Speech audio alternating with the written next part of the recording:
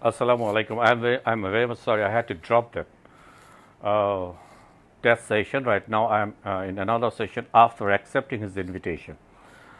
I'm very much sorry. I had to drop that because I don't know how to minimize it and keep the session active and then go to my timeline and to accept someone or to do some work or function in the. I think here, as Michael Azad will come. What is his actual name? I will ask him. Is he there? I think Nazmul হক পিয়াস ভাই আপনি মনে হয় আমাকে add করার option পাচ্ছেন তাই না? আপনারা কি আমাকে অ্যাড করার অপশন পাচ্ছেন না? My option is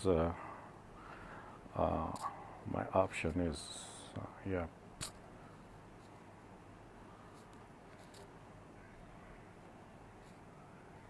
Yes, I'm going to invite him.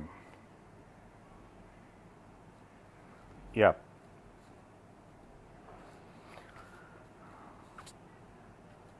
Yep, I have just invited Melikh Azad. Till that time, let's wait. Sorry, dude. Today I will talk in English.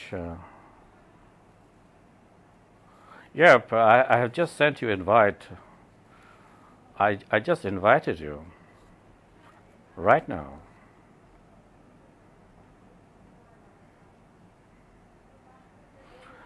I have invited you.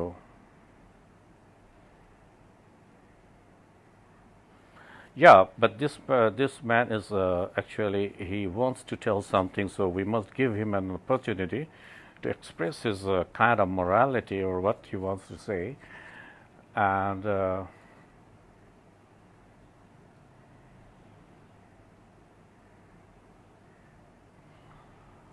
so there is. I have sent you. I have sent you the invitation. Melikh, did you get it?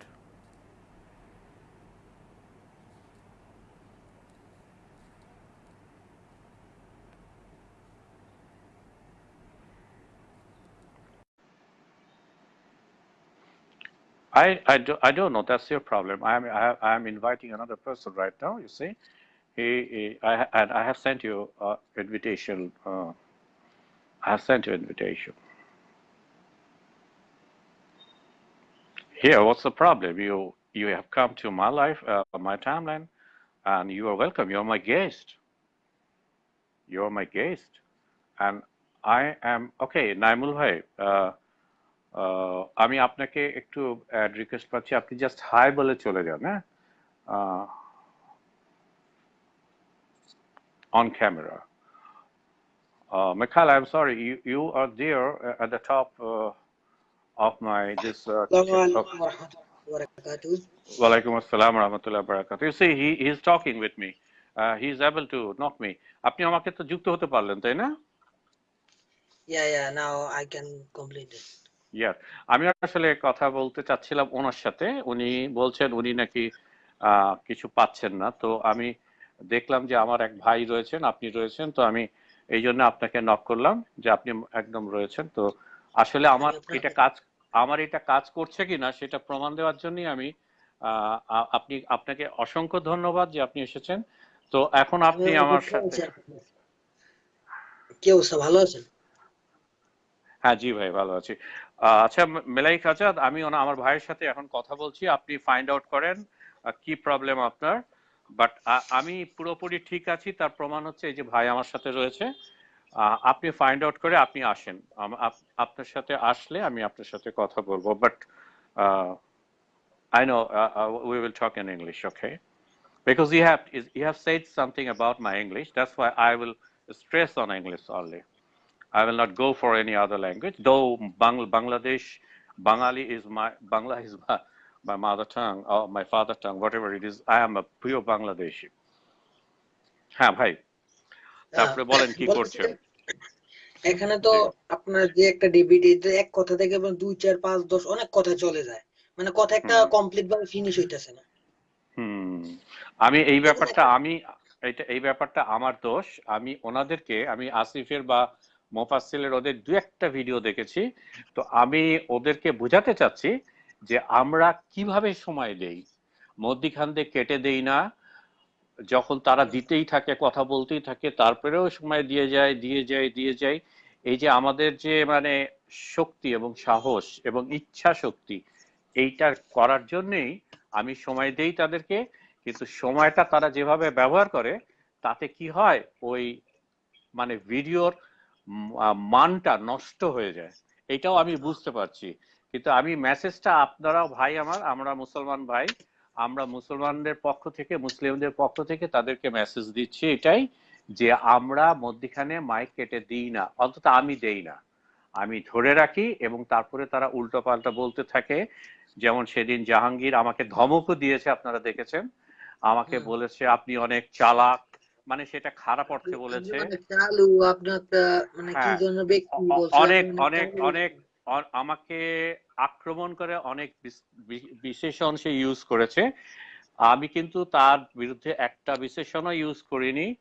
সে আমার চেয়ে বেশি সময় কথা বলেছে, তাকে আমি কথা বলতে দিয়েছি। সে যেই যুক্তিতে গেছে, সে যেই নাওয়ে চড়তে গেছে, আমি সেই নাওতে চড়েছি। সে নাও বারবার চেঞ্জ করেছে, আমি বারবার তার নাওতেই গেছি। তার নাওতে যাওয়ার পরেও সে যখন দেখে তার নাও সে বাইতে পারতেছে না, তখন আরেকটা নাও নিছে। এইভাবে সে করে সে গেছে লাস্ট পর্যন্ত। এবং সে সে কিভাবে বোঝাতে চাচ্ছে যে সে সে বোঝাতে চাচ্ছে যে আপনার মানে মুসলিম আছে কিন্তু মুসলিম মানে না, বা ধর্ম আছে কিন্তু ধর্ম মানে না। সেটা আরে সেটা ধর্ম ঠিক আছে, আছে। ধর্ম মানে সেটা না, তারা তো বিশ্বাস করে ধর্মকে, তাই তো আছে নাকি? হ্যাঁ, না ভাইয়া, আমি যেটা বলছি যে সে ধর্ম মানুক আর না মানুক, সেটা সেটা তার ব্যাপার। এখন আল্লাহ যদি তাকে হেদায়েত দেয়, সে মানবে, না হলে তো না মানবে না। কিন্তু আমরা হ্যাঁ, যারা মুসলমান আছি, আমরা একটা জিনিস তো প্রমাণ করে দিতে পারি, যে আমরা নম্র এবং আমরা ভদ্র এবং আমরা আহ, খোলা মনে কথা বলি। আমরা জি, মানুষকে ফাঁদে ফেলি না। তাকে আমি যুক্তি দিয়ে, মানে তাকে ফাঁদে ফেলার চেষ্টা করতে পারতাম। তাকে আমি, আমাকে যখন সে বিভিন্ন বিশ্লেষণ দিয়ে উল্টোপাল্টা বলেছে, তখন আমি তার বিপরীতে তাকে বলতে পারতাম। সেটা আপনি আপনি যখনই আমাকে একটা খারাপ কথা বলবেন, তখন আমার অধিকার জন্মে যায় আমাকে ডিফেন্স করা, আমাকে আত্মপক্ষ সমর্পণ করা। সেই অধিকারও আমি খাটাইনি। আপনারা যদি ওই লাইভটা ওয়াচ করেন, আবার দেখবেন আমি কিন্তু পল্টনের জ্বালাময়ী ভাষণ দিই নাই। বলেননি সে খারাপ সে কিছু কি জ্বালাময়ী, জন্য। হ্যাঁ, এবং এই জন্য আমার উনি আমার আপনার অনেক, সাবজেক্ট নিয়ে পড়েছিল, উনি আপনার এবং ব্যক্তিগত সাবজেক্ট নিয়ে পড়েছিল। হ্যাঁ, এবং আমার ভাইয়েরাও আমাকে এই জন্য বকাঝকা মারে, তারে করেছে। আচ্ছা, মিখাইল আসছে, আমি তার সাথে কথা বলবো। হ্যাঁ, কিছু মনে থ্যাংক করেন ইউ। না ভাই, হ্যাঁ। না না, থ্যাংক ইউ, ধন্যবাদ। সালাম। এই কাজ করবো। হ্যাঁ, ঠিক আছে।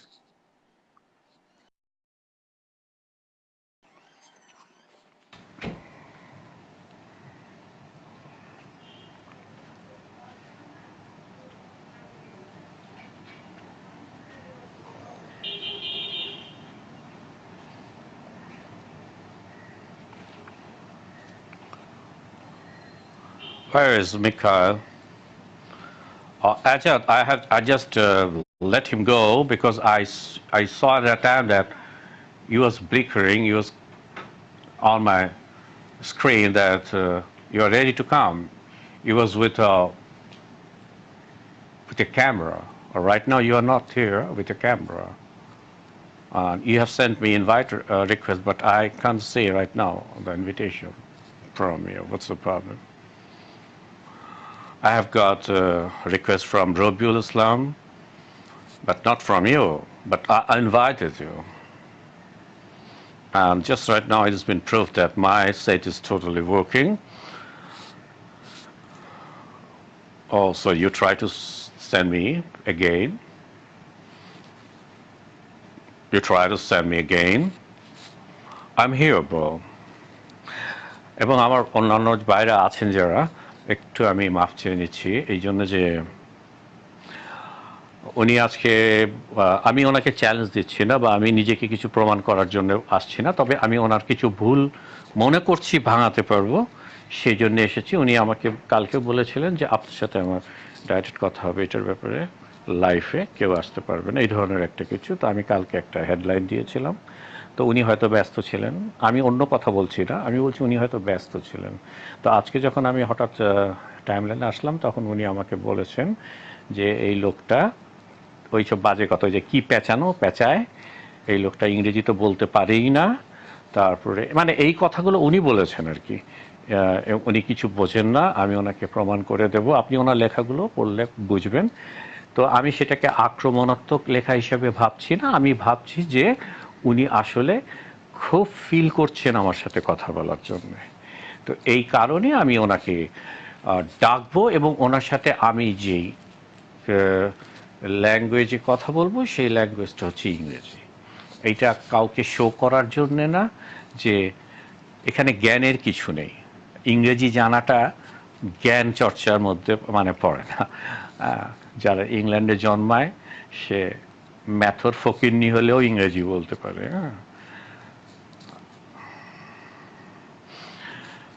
তো আমি এখন ওয়েট করছি। Sure I can add you if you okay. Okay, he has sent me the ad request. I'm gonna add my bro Melikh Azad.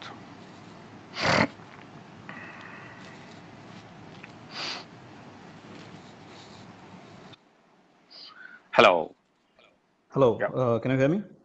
Yeah, I can't hear you clearly. Thank you for coming here. It is very nice for me that at last we have met. Okay, bro. What you want to say? Okay, so I don't think, you only decided the topic, right? That it's morality. I think Yep. way before this, I think you and I had a discussion on my timeline, and then I felt that you were spamming my timeline for a long time, and that's why I decided to unfriend you. And somehow I forgot about all these things, and I think a couple of days back I saw that Jahangir Bhai has joined your live, and I saw that it was on I think how a society or how morality can be developed on the basis of atheism or non-religious principles. So that's when I thought that, hey, I forgot that you were actually the same guy who I spoke to earlier. So No, that's no, why I sent you the friend. no. I have forgotten. Later, bygone is bygone, man. Today we just want to talk with from the fresh. Okay, from from the beginning. That's Sure, bygone. That's past, of course. We're not. So actually, why did I get this subject morality? Because nowadays, if you go and read my timeline, you will be able to say that I've been going yeah, through this morality for these days. So it's my subject right now. That's why I that's just okay. want to, because whenever I will get some kind of better argument on morality rather than the religious kind of thinking, then of course Uh-huh. many people, those who can understand and feel, they will they may convince or what. So let me give them the chance to think all about religiosity and then non-religiosity. Which one is better? So Okay, you. so before we start on the topic, I have some like 4 or 5 sentences to say. First is that our discussion will be such that when I speak, you don't speak, and when you speak, I don't speak. So we'll give each other space, and Exactly. we'll not talk over each other. That's one. And second thing, why I made all those comments on your timeline, the reason was that I saw you on a live with this guy called MK Hassan, and I felt that the way you are talking right now is quite different from how you behaved with that guy. So there you were more on a challenge. So now your tone or your what should I say, your demeanor is more on a discussion, that like you want a discussion. But when you are discussing with Mr. Hassan, at that point of time your demeanor was more of a confrontational mode, like, oh, this atheists don't know anything, and they have this and they have that. So I think from my side, I don't do this generalization, which Can I is can I can I that can I clear my what you have just said? Can I clear uh, why I did that, or why I am doing right now? Can I clear that? sure, When I have two okay, sentences. After that, sure, I have two sentences, two more okay, sentences. Yeah. So on my side, I never do that. I mean, I might do that in a jestful or in the matter of a joke, but essentially, I believe that if someone is an atheist, it does not necessitate that that guy is very intelligent or he is very well versed on science or many other subjects. And just because someone is a theist or a Muslim or a Hindu or a Jew or whatever does not mean that he is totally an idiot. Just only the difference is that they. I mean, my opinion on this is that people who are theists, they might be logical on other aspects of their life and their day-to-day decision making, but they are not logical when it comes to their religious belief. Yeah, so you can explain yourself now. Okay, right. Okay, thank you very much. First of all, when I come to any kind of discussion, I think you have watched my discussion with Jahangir Sahib, Yep. Mr. Jahangir. I try to give him a lot of spaces, and on the other hand, I have chosen the path he wanted to choose, and I try to row my boat according to his will. Well, when I went to Mr. M.K. Hassan, there I was not a host, and he was a host. I had to True. because I have my own opinion. On the other hand, when I will come to discuss anything, then I can't be partial. Okay, I have to impartial. So there I went in favor of Islam, and there I went to justify my point, and there I went to invalidate my opponent. So I had to. My tone was different than what is right now. And what you are saying is absolutely true. But you have given some very good conditions that first, when we will talk, one side will talk, another side will not come and go for the interaction. On the other hand, I can add two little more options that our answer should be, or our conversation should be little, not that much longer, and on the other hand, we shouldn't Yep. we shouldn't we shouldn't give any conclusive opinion about anybody. Like I can say it is idiotic or you are a fool. Idiotic is okay, but you are an idiot. You are a fool. You're nonsense. I mean Yep. this kind of statement. We shouldn't say against each other. Okay. Now you what's being an anchor, it's my duty to present in the flow the subject that what is the morality you people are thinking about that can have a better impact on the society rather than this religious fervor what we are right now, many of we are right now all over the world are practicing. Mhm. uh, uh, my here my what is my belief and what I think that before before going to destroy or before going to say anything against anything, when I will say you no, Yep. then you will then of course spontaneously ask me if I am no, then what is yes? Okay, so I have to give you some construction or structure or an option. Then I will Mhm. say, and I will try to reject or debunk or whatever you say, your ideology or structure where you are habituated to live in, accustomed with it. So whenever I will say that stop taking this meal, then I have to say, instead you just try to take this meal because this is much more suitable for beneficial for your health. So Mhm. before going to negate anything, I have to Yep. present something in front of you. So Okay. so that is, I mean, this is the, I think you have understood what I'm trying to say. Give us some kind of structure which can be Mhm. better, and then you will have a lot of time, and it cannot be developed overnightly, but at least Yep. we have to initiate it. So just by hello, sorry, I mean, Yeah, I'm there. I'm there. I'm okay, there. uh, just by criticizing you is not gonna solve any problem. I can criticize you for years after years, and uh, Yep. the result is zero because I am not able to, or I didn't produce any kind of new solution. So criticizing Sure. is okay. It can be allowed when there is an alternative. So I think you have understood what I'm Okay. trying to say. Now you better proceed, bro.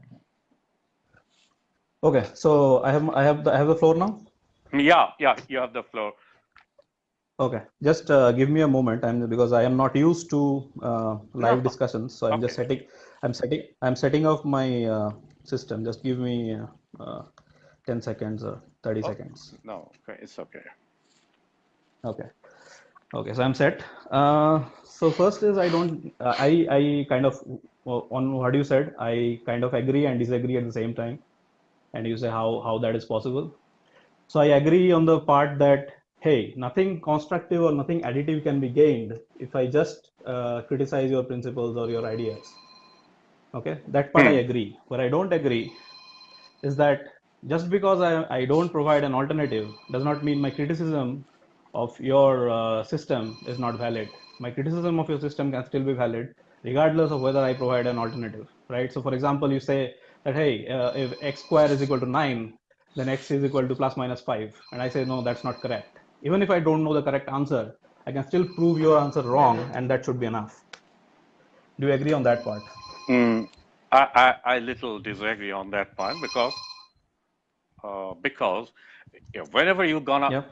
whenever you're gonna criticize me, then you must have an Mm-hmm. idea or concept in your mind or some kind of intuition in your mind that this what is Mm-hmm. happening is not right.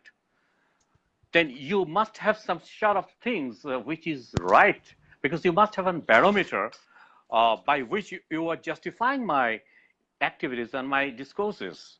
By that barometer, Okay. you are finding that what I'm doing is not right. How can, Okay. this is the way it works, so far I understand. On the other hand, whenever Mm-hmm. you go to say some arithmetic, some equation is wrong, then you must know the equation. I mean, you must know the rules and regulations and the system and the formulas. Unless otherwise, you won't be able to go and verify some mathematical result or some kind of equation because you have to be very much acquainted Okay. with it.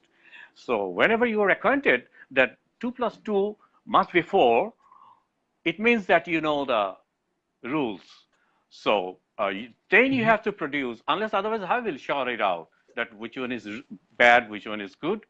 If you have no the idea of what is good, if I don't have any idea what is bad, then how can I say that this is bad and this is good? I mean, first of all, I have to have that parameter. I have to have that heuristic in my by which I will measure that you are right or you're wrong.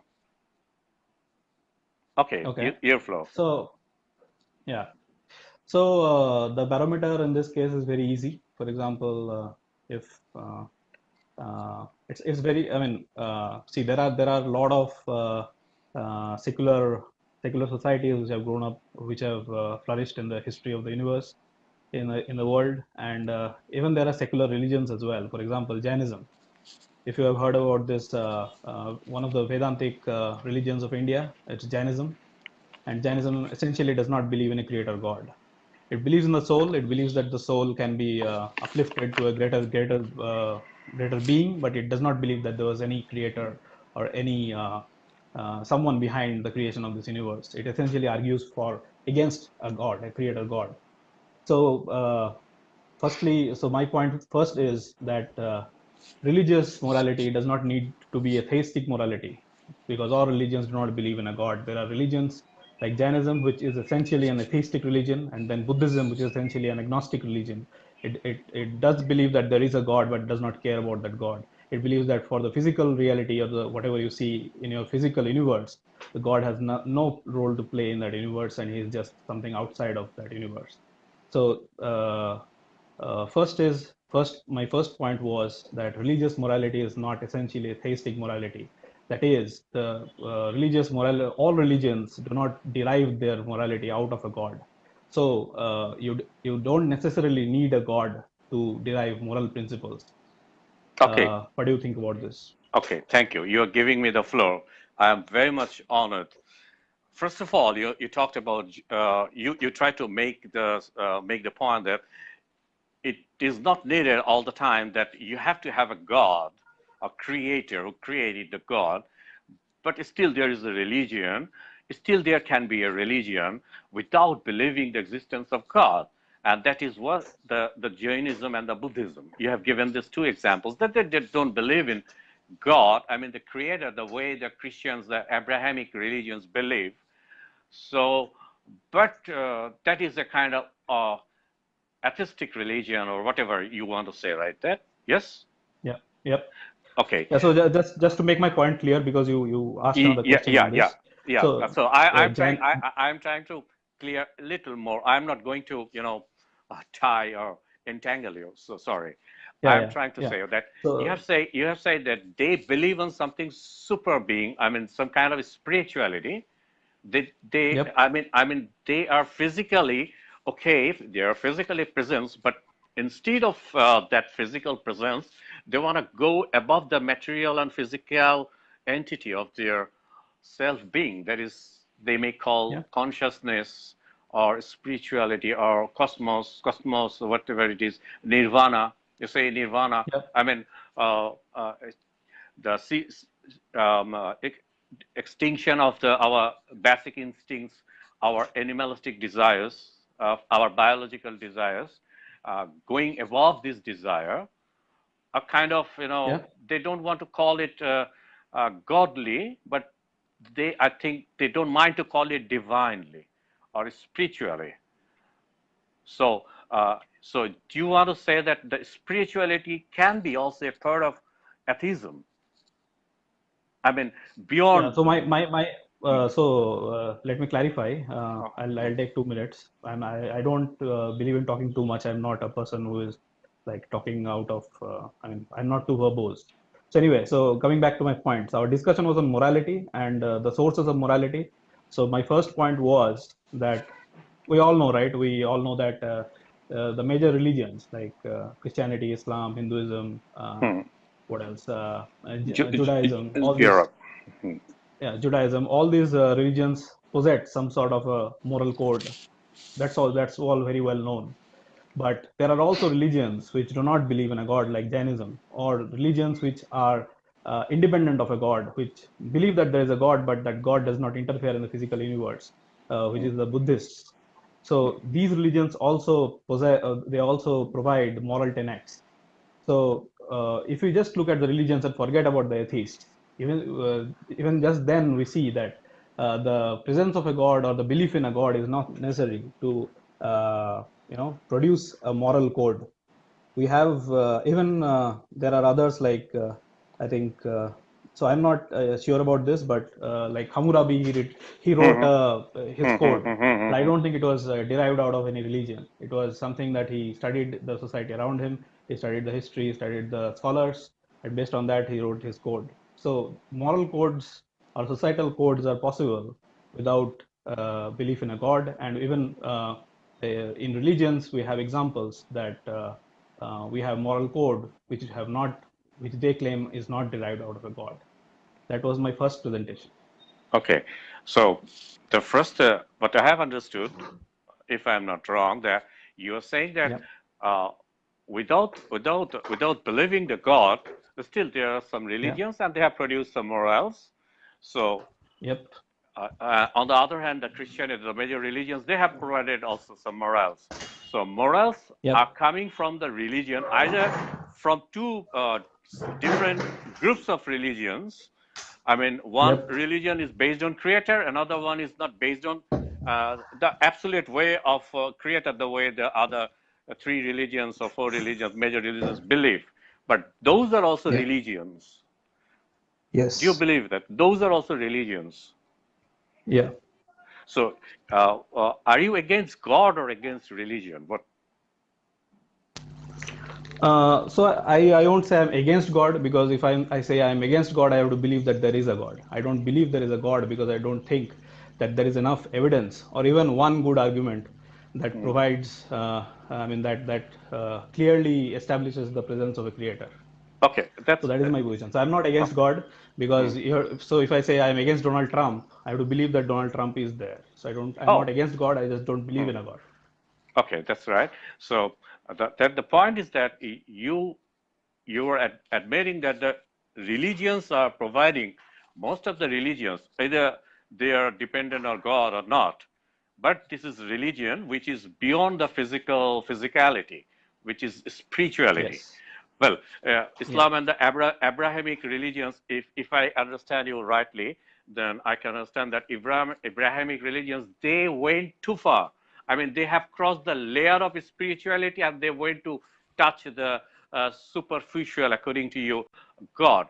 But these other religions, they are within the limit of this spirituality, which is solistic, holistic, which is not totally materialistic, but something beyond the Yeah. matter, which is called as autoimage or numinous or arti or something like that, nous, this kind of philosophical. Are you acquainted with these words? I mean, numinous, nous, spirit. No, I'm There's a not. spirit. I'm not a. Yeah, I know about the spirit, but Okay, I'm not so a, scholar on philosophy or philosophical thoughts. What I no so problem, no problem.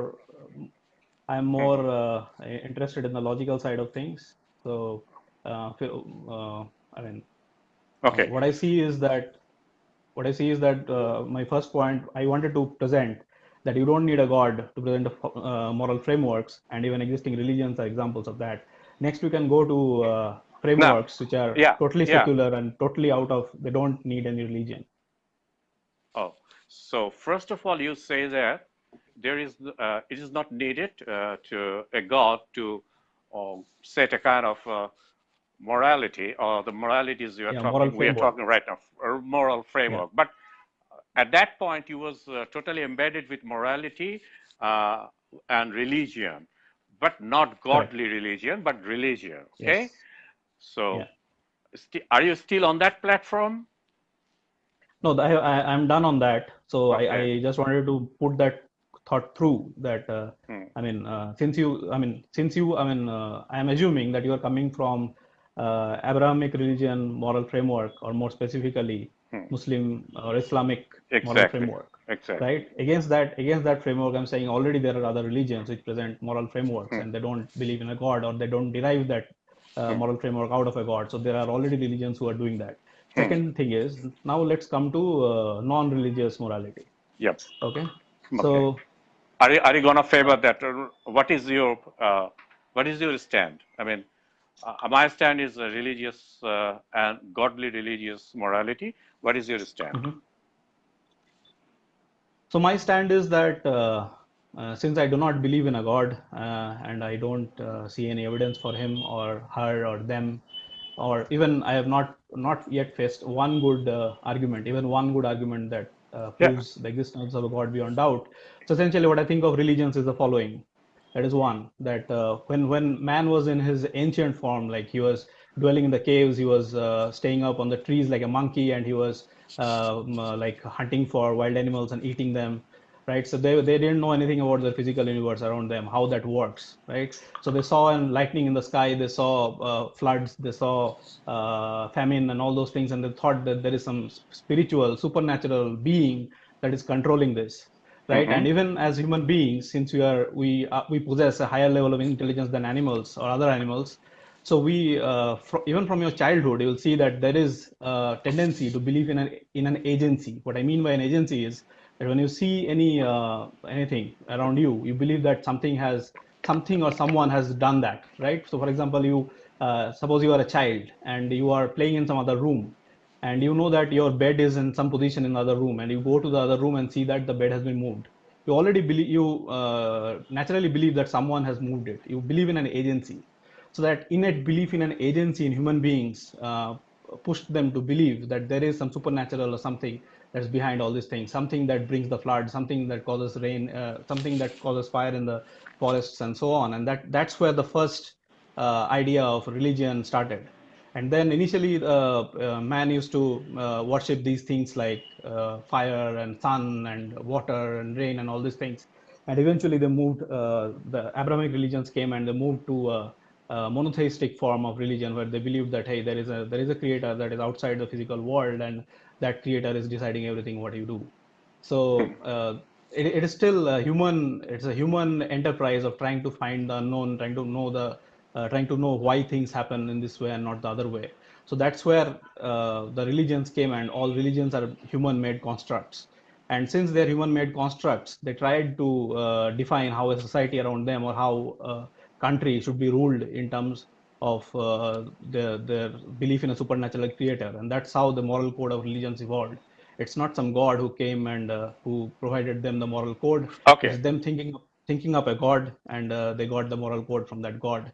And that's what my thought of religious morality is. That if I read a book of say the Bible or the Vedas or the Quran, it's not a book that is different from me, from they say then Harry Potter or Game of Thrones. There are still two books, there are five books, and even if there is a morality that is defined in that book, we have to first examine that morality against the society, and we have to see what is the effect of that morality on the society and compare it with other societies, and to really establish that that society is superior or something, to establish that that moral code is superior. We don't need to go to the source of that morality. So, for example, today, if you say that, hey, is there anything good in Islam? I'll say, yeah, probably giving of alms is a good thing, like giving of alms to the poor. Donating to the poor is a good thing. That is a good thing in any society. We don't need to know or believe in Allah to import or to get that thing into general secular non-religious framework. Okay, brother. Right? You have made your Yeah. one point very clear about the religion, how it evolved according to you. Yeah. So you Yeah. try to say that the the human being, when they are intelligent, they through their intellect they try to understand the situations that they have found a lot of loopholes, a lot of have and have nots, and there are a lot of problems. So they try to fix it up by bringing some kind of mysterious things and to get themselves gratified and satisfied. And from that point, the belief on supernatural things started to grow. It culminated at the present day structure. So this is the slow, gradual development of religiosity and then to God. This is what you are trying to say. So far, I have understood. Now, what I want to understand right now that when a person they went to the hunter-gatherers, the first, if we consider them the first civilization, just started to evolve into a civilization. They went to before going to hunting, they used to have some kind of rituals.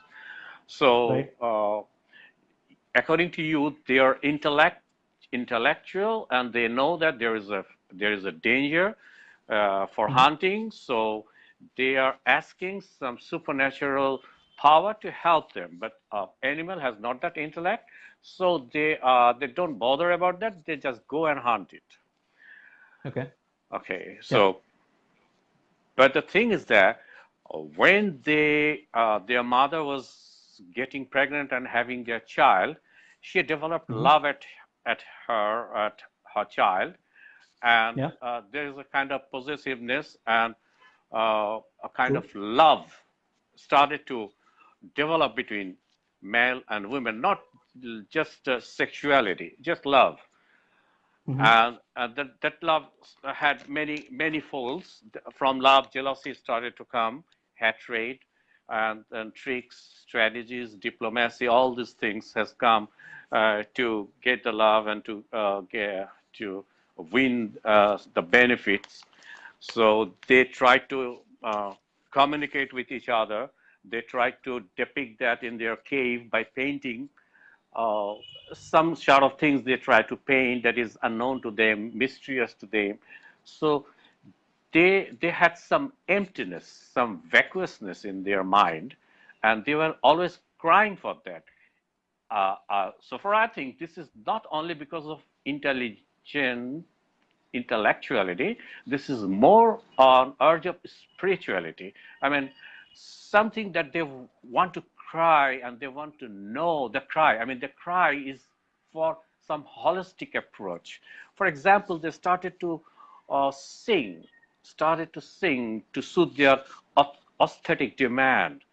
They tried to like flowers. They tried to like goodness. They tried to like honest people. They were being cheated and they felt pain. they have been tortured and they tried to stop it because they thought that this is not the way, and slowly our family started to grow. They felt comfort uh, in a family. It is not coming from intellectuality. They are sacrificing, and they know, because they are intelligent, they know I am dying and there is no material benefit for me, but I am dying for my son, I am dying for my mother, I am dying for my relative, because I have to sacrifice myself. The intellectuality is totally absent in this field.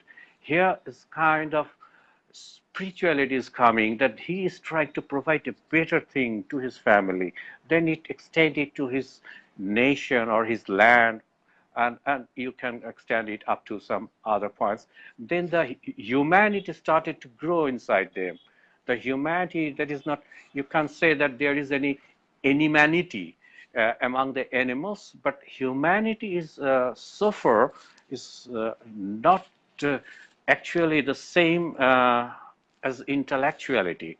Humanity is like that, when I feel about you, when you are suffering, you are suffering from pain, you are suffering from hunger or what, any kind of problem, then I feel pain in me. Suppose I'm going to deal a business where there will be a lucrative profit, uh, but I hold and I try to sacrifice myself. I spend time where my the problem, I mean, where my material gain may have at a risk, but still I'm going to take the risk to help you, because I'm going to get some kind of relief and peace in my mind by sacrificing myself to help you, to render the cry, the people you are crying right now, that people are suffering only for religion.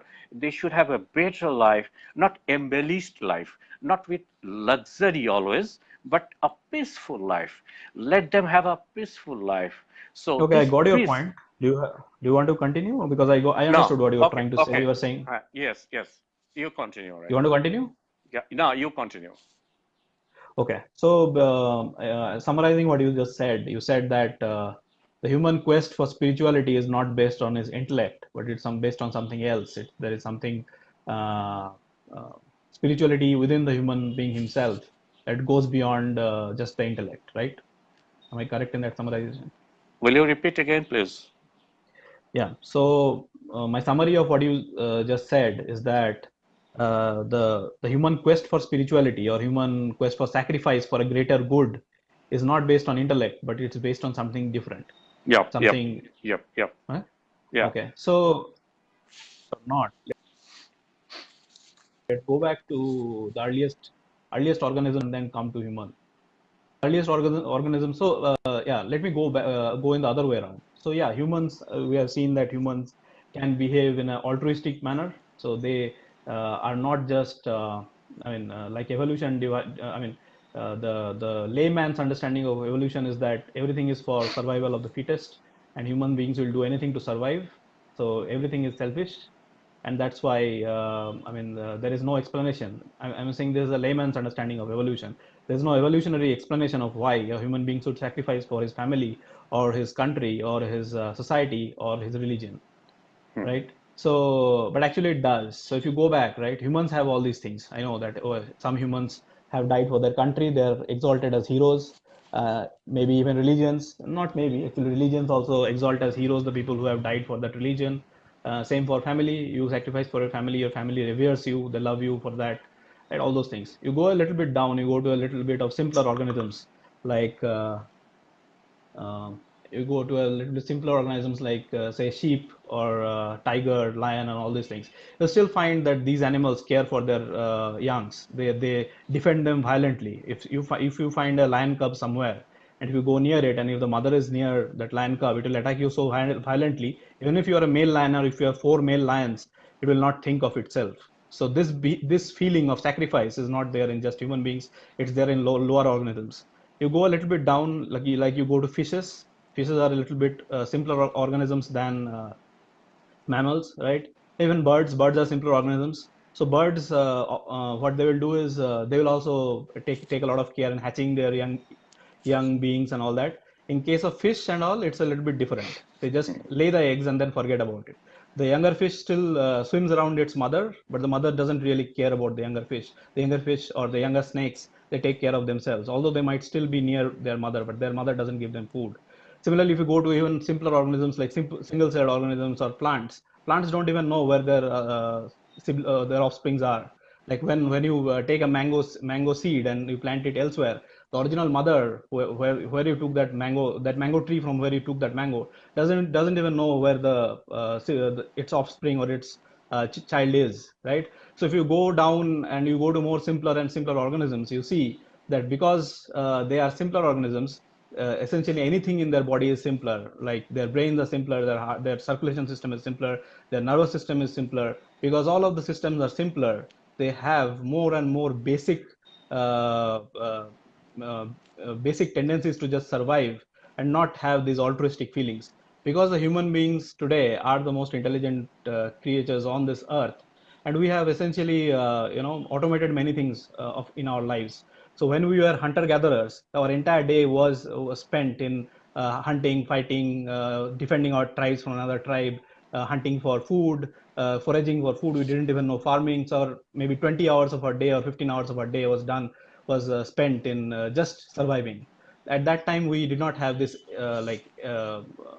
these cravings of understanding of philosophy, or like, oh, what happens, like this advanced thinking and all these things were not there. Even today, if a person is like not having a single morsel of food, he will not have these spiritual leanings.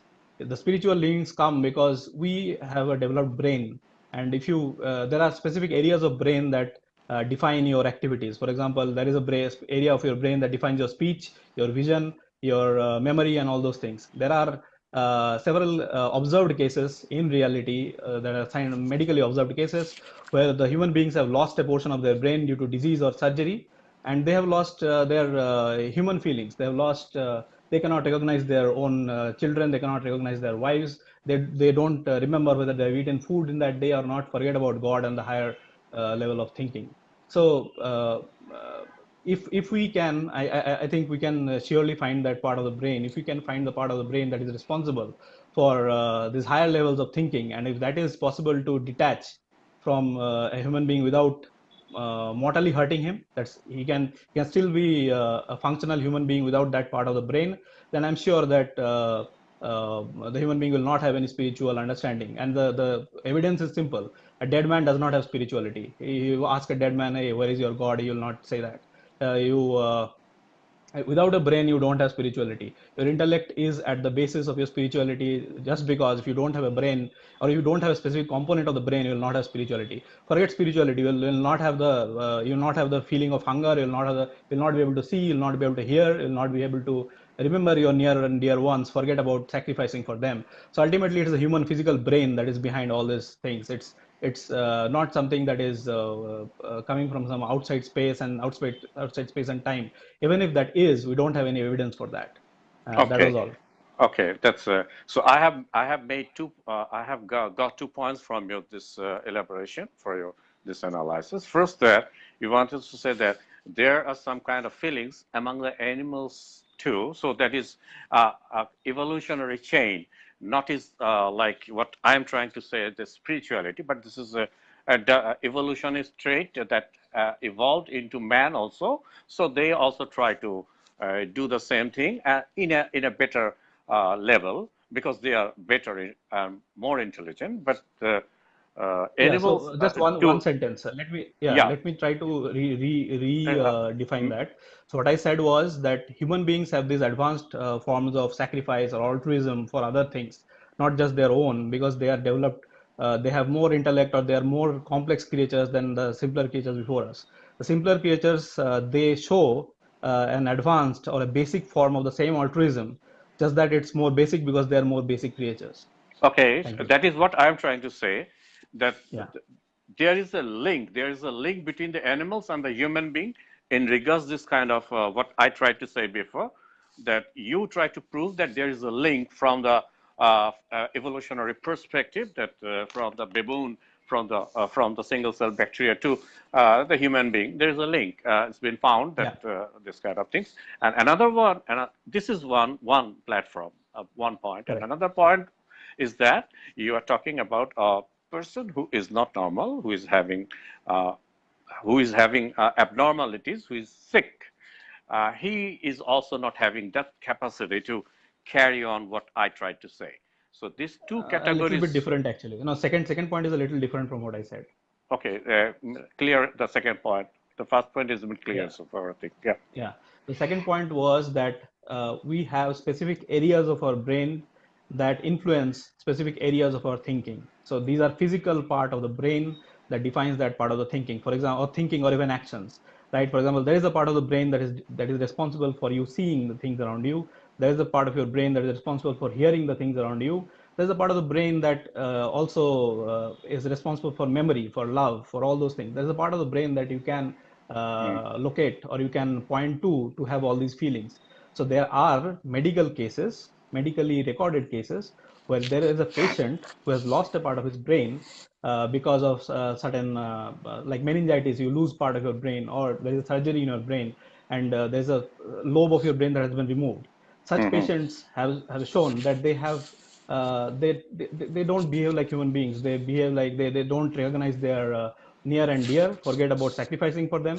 They don't they don't remember whether they ate the breakfast in the morning. They don't remember so maybe they have gone from their house to their market 100,000 times in their lives. They don't remember that path. They forget that. So okay. There are I have specific, got it. Okay, I have got it, okay. brother. Thank you for explaining that. First, let me go to your first word, that the animals and the human beings, the lineage you tried to draw.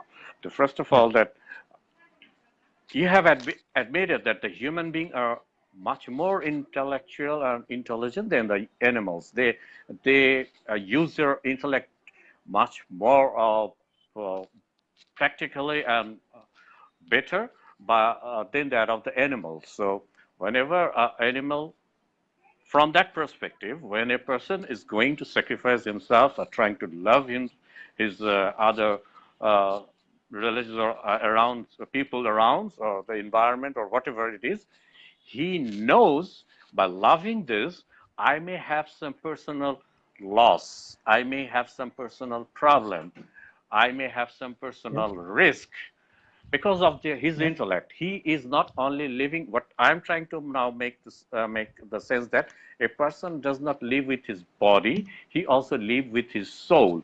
The mixture and the beautifully tuned soul and body works in a human being. That's why the humanity works. What is I believe. So the intellect is telling him that whenever I'm going for sacrifice myself, I have a brother who is totally incapable. He's good for nothing. He's doing nothing. Or mentally retarded. I have to bear his burden. My whole life, my father has become old and older. I have to come back from abroad and have to take care of him. And I am lagging behind my business opportunities and all my opportunities. Still, I am getting some kind of ecstasy by giving them this kind of things, but my intellect is telling me that I am losing, but my heart is telling me I am happy, I am feeling comfortable. But what we are looking, when we are looking at the animals, we are looking from our perspective. It is a must, because we are human beings. We are looking at them and trying to understand their activities from our perspective, because we cannot go at that level. We cannot become a tiger or a lion or a baboon or something, then to understand what they are actually trying to communicate, why they are saving each other. This is our problem, that we cannot experiment it by our own sense, but we have to use some deductive arguments and some reasoning. So whenever we see that the baboons and the monkeys, they are living in a community, they are going to favor someone when he or she is under attack. It can be also that for the survival of the fittest, or they want to survive as a community because they themselves feel safe from the wild other animals when they are united. They have a share of intellect they are using because they know which one is to eat, they know where to go, they know where to drink water.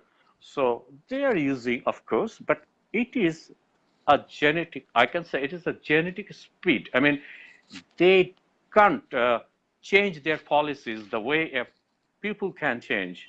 They can't change their communicative skill. They cannot produce analytically something different. The way they are doing is absolutely within a frame. I mean, in a disciplined way. A tiger will stay in the jungle or in somewhere. They are not going to have any city or something like that. They will not change their lifestyle. They will not go to adopt the situation and to behave something better uh, than what they do inside their home. Suppose I am now staying in my home, but when I'll go outside, I will behave something, and you will say that I am using my intellect. And they are very, very poor, not even near to my intellect. On the other hand, they are doing only for their survival because they know it is our safe haven to be united, but they don't have that intellect to understand if I go and help this fellow monkey, then I may die. And death has nothing. I will lose everything. So will they be ready to sacrifice themselves to die for the sake of sacrificing for the sake of their community uh, is a million dollar question. But Okay. a man understand Can I that answer that when $1 million question? so the man I'm trying to it's a little sophisticated question. It's been asked for No, I many can answer people. that $1 million question. I can answer the $1 million question. Oh, I mean, okay, we don't sure, have sure, to. sure, sure. I will give you because I am still on your first part. I didn't go. I couldn't go to the second part. So when they are trying to now the man is different from that part. They know each and everything. They are using their intellect. They are losing a lot of things. Still, they try to find peace. When they are in love with each other, still his or her husband or wife has become disabled. They can have sex. Yes, some persons are there who are exceptional. Exception is always exception, but persons believe in themselves. He or she should stay with her forever, stay with him and live with him and give him comfort, even sacrificing her sexual appeal and her other appeals. I mean, her physical needs, different kind of needs, because he wants to. He feels very nice to do that. You can't stop him doing that. He will say, "This is my business. I am having love with it. I'm loving it." So this holistic, I try to, I find some kind of difference intuitive or that numinous or gnostic or holistic understanding and spiritual understanding, feelings of human being, that is soul. The soul is asking and giving him and her this comfort, not his body, and he is giving the soul is dominant. So this is the first point. And the second one is that you are talking about dopamine or serotonin, this kind of things, the functions of amygdala. You are talking about that. Okay, Yeah. dopamine and this kind of things, it escalates your joy. It escalates your, what should I say, it escalates your tendency and it stimulates you and it's called love hormone or whatever sometimes. So this love hormone is making you elation. It creates elation inside you. So elation is that you want to uh, enjoy something. Okay, you're going to enjoy something. You want to enjoy with a girl. For example, this is a very common phenomena. That's why I'm bringing this girly. I mean, this couple. I'm bringing why I'm bringing this. Okay, So when they are having this kind of chit-chatting with others, they're going to watch a movie, they're, they're playing with their uh, and playing and having fun. They try to elate themselves. The elation comes from this kind of chemicals, biological chemicals. Uh, but this elation is not actually related with the solistic approach, what I tried to say. The mother is very much intellect. She knows that her life is at danger. Still, she keeps get pregnant. Still, Yeah, but same the happens father for animals also. The same the happens for animals also. they don't use that intellect. What I'm saying that in absence of their this amount of intellect, they are having sex. They are doing it because they just want to do it, and they don't have that intellect to understand the consequence. But a human being No, much more. so one thing. So see, first time they might not have. Suppose there's a young she goat, okay, and that young she goat does not know that, hey, if I have sex with a male goat, I will have a child.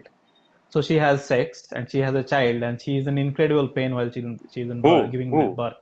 who There's a she goat, for example, she goat, Sigurd? Yeah, you're right? talking about an Yeah, animal, right? animal, yes. Yes. So So I'm first talking. time they might not, the Yeah. first, no, I'm saying the first time they might not know because they don't have education, they don't have a school. The first time they might not know that, hey, having sex will, I mean, give me a baby that will have, I mean, give me so much pain. But second time they do know.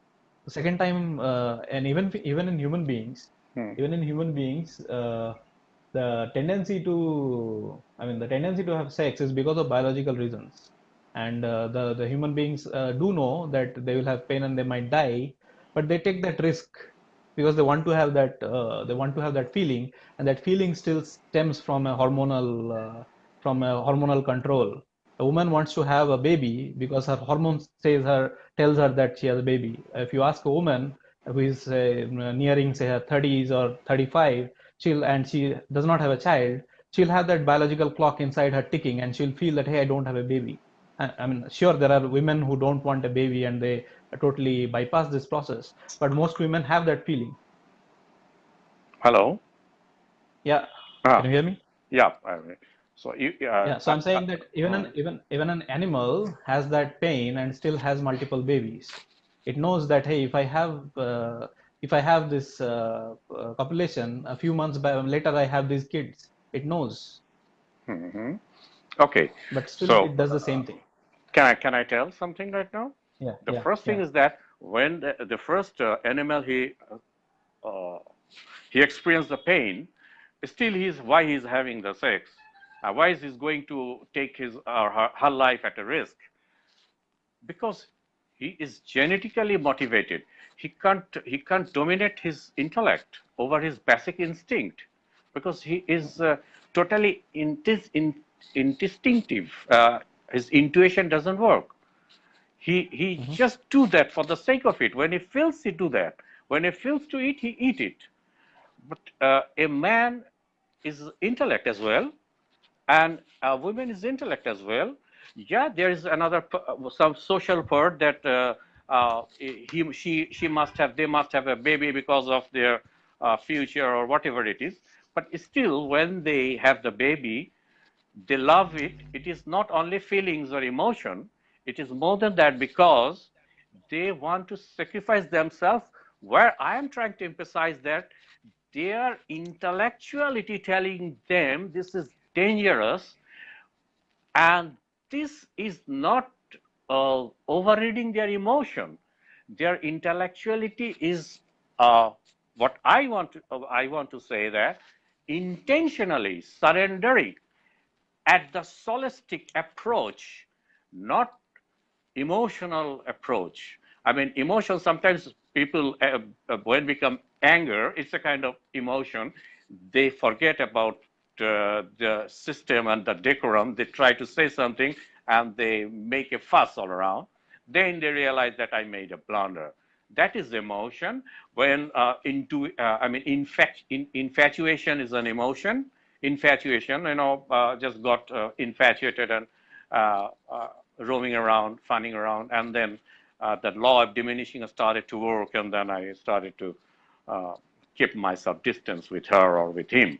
This is a law of diminishing kind of utility. But this is not all about the human quality.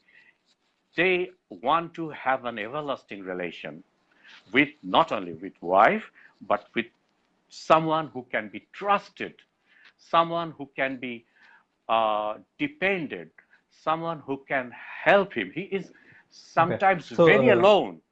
That's sorry why to interrupt. he tries to go for addiction to forget about his this all feelings, to become unconscious. I mean, I think he sometimes want to forget his uh, personal being.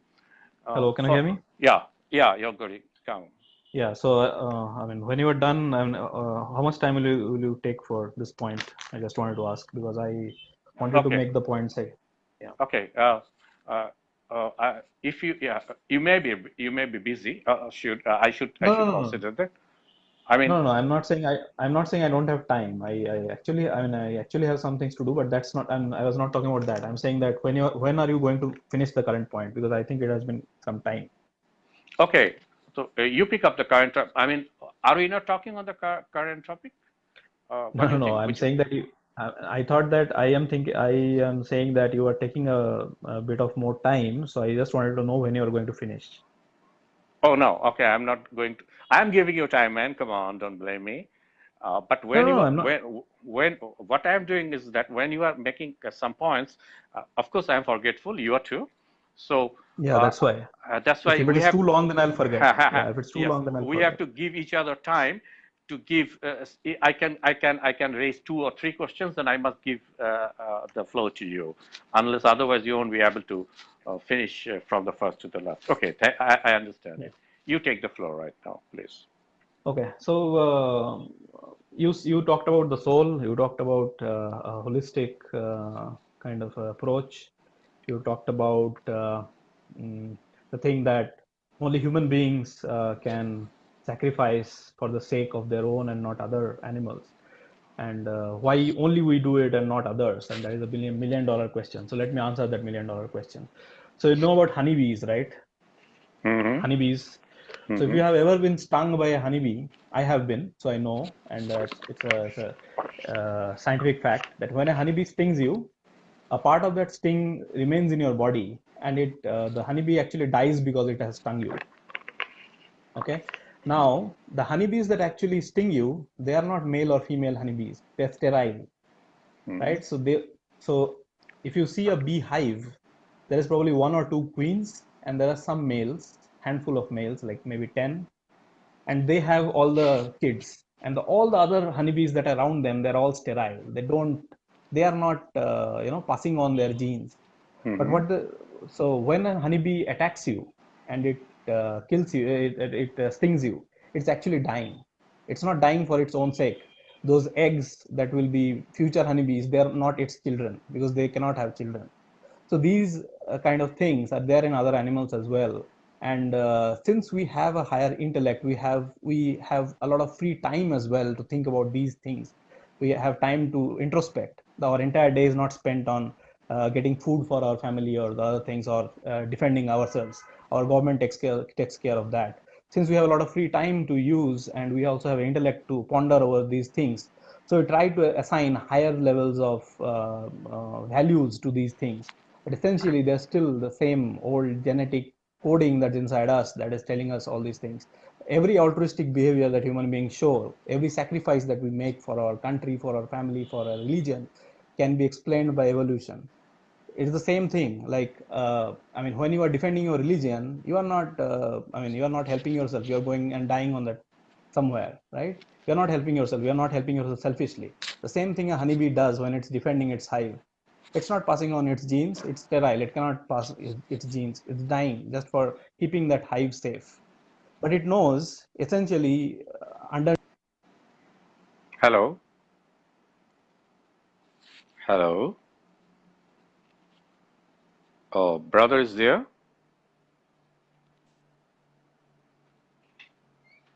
Hello.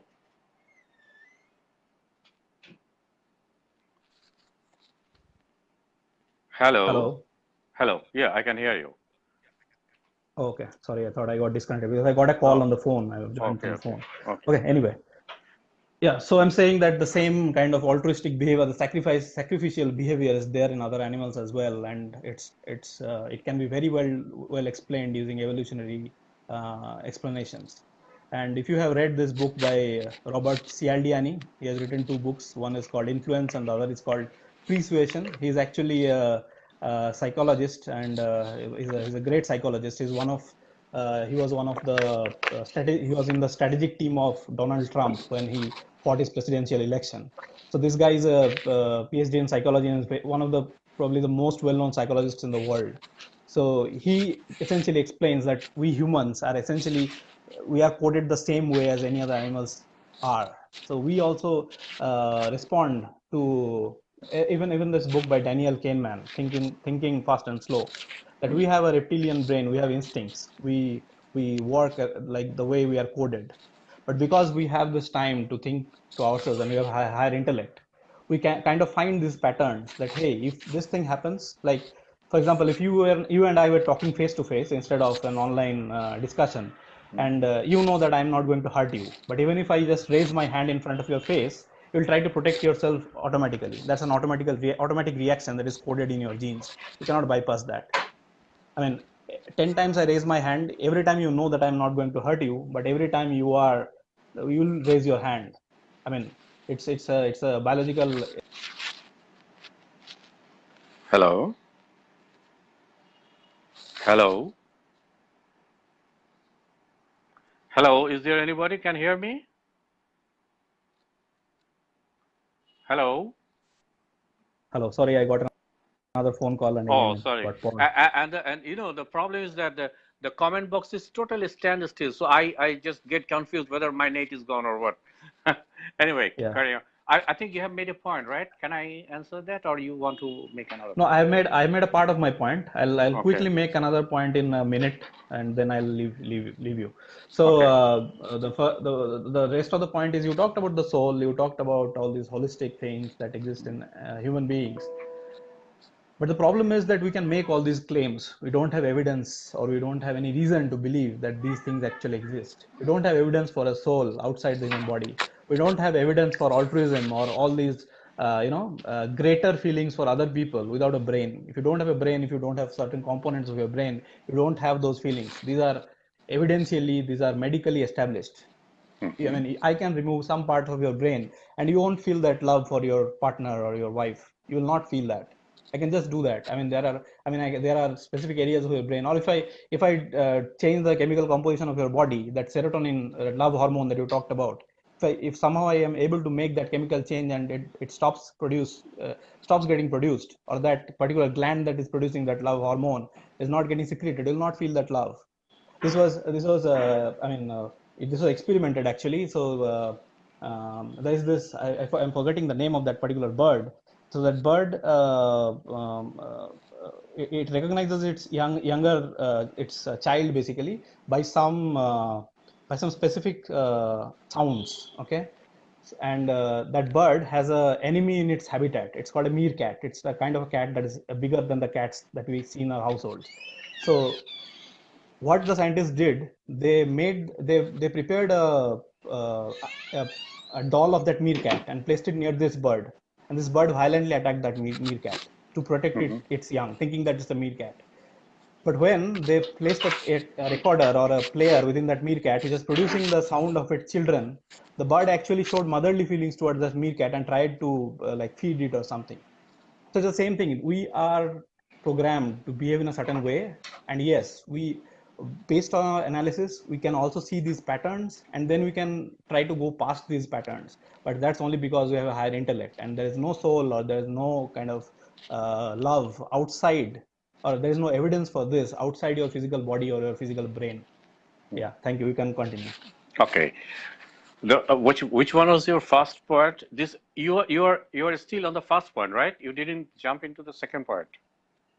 Yeah, my so I took Okay. few points from your discussion. One was that only human beings show this sacrifice for a greater good and not just for their selfish interest. So I demonstrated that we have real life examples from the physical world where honeybees show the same things, or their I own got it. I genes. got it. Okay, Yeah. okay. I have remembered. Okay, first of all, let me tell you. So the thing is that human being, according to you, even we know that, have multiple dimensions of thinking, and they can think, they can feel, they can perceive, they can analyze, and they can change their mode of thinking, their way of life, whatever. They can do that. But this is not only genetic speed. This is a kind of insightness. What the lot of philosophers about told about still, the Aristotle also told about that the insightness. I mean the prudence, then the insightness, Mhm. and insightness comes from intuition, and intuition has no any definition at all. Anyway, so but what the bees are doing, they are monolithic. They are strictly monolithic, and this is totally their genetic speed. They have nothing to do, and they can't go beyond that. But whenever you are saying that is a kind of reflex, that is called reflex. When somebody is Uh-huh. raising a hand, then the reflex works. After that, if you get some time, then you will think and you will analyze, and then your behavior may change in place to places. It will not follow a certain rule of behavior. That suppose Okay. I have raised my hand in front of you, and you have just after finishing the reflex, you have started behaving something different. You won't do the same thing when some other person will do in some other place, because you will analyze the total situation there, and you will understand that if I go and react, then I'll be totally molested. I'll be defeated because nobody is there. I mean, a lot of factors will depend. Then your analytes will come into effect, and your behavior will change. So this is the example for the bee. And right now, secondly, I want to say that what you are trying to say, that if you replace or try to change the the motor function by increasing or decreasing the chemistries that's working inside, well, that is abnormality, right? I mean, when some person No. have some problem in his brain by accident or brain hemorrhage, they sometimes forget their memory. I mean, their long memories. There's a part, and short memory starts to work. That is sickness. So when a person is sick, he's sick. When a person is absolutely mentally retarded, he's retarded. We can't bring this example. I mean, we can't this man into experimental table to understand the human structure, brain structure, and to understand how the brain works.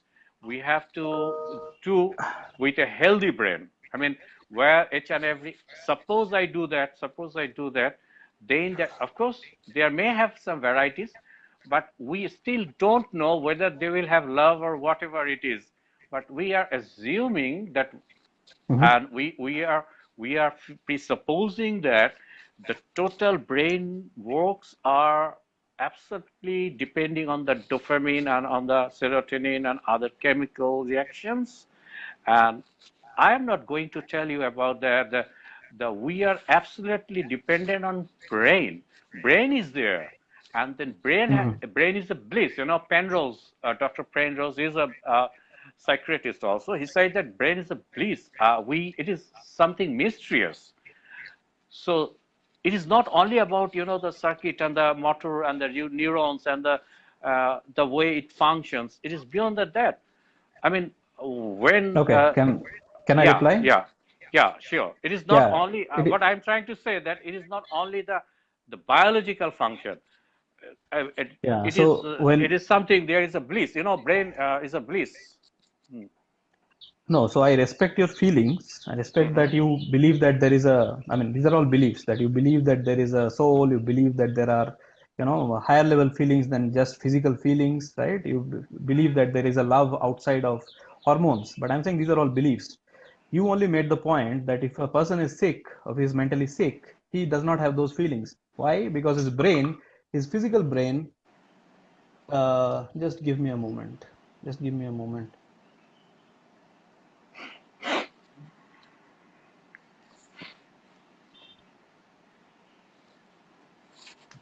Yeah, so I actually got a meeting invite. Oh, So sorry. I might need to go in. I might need to go in 5 minutes, but still I'll finish my point.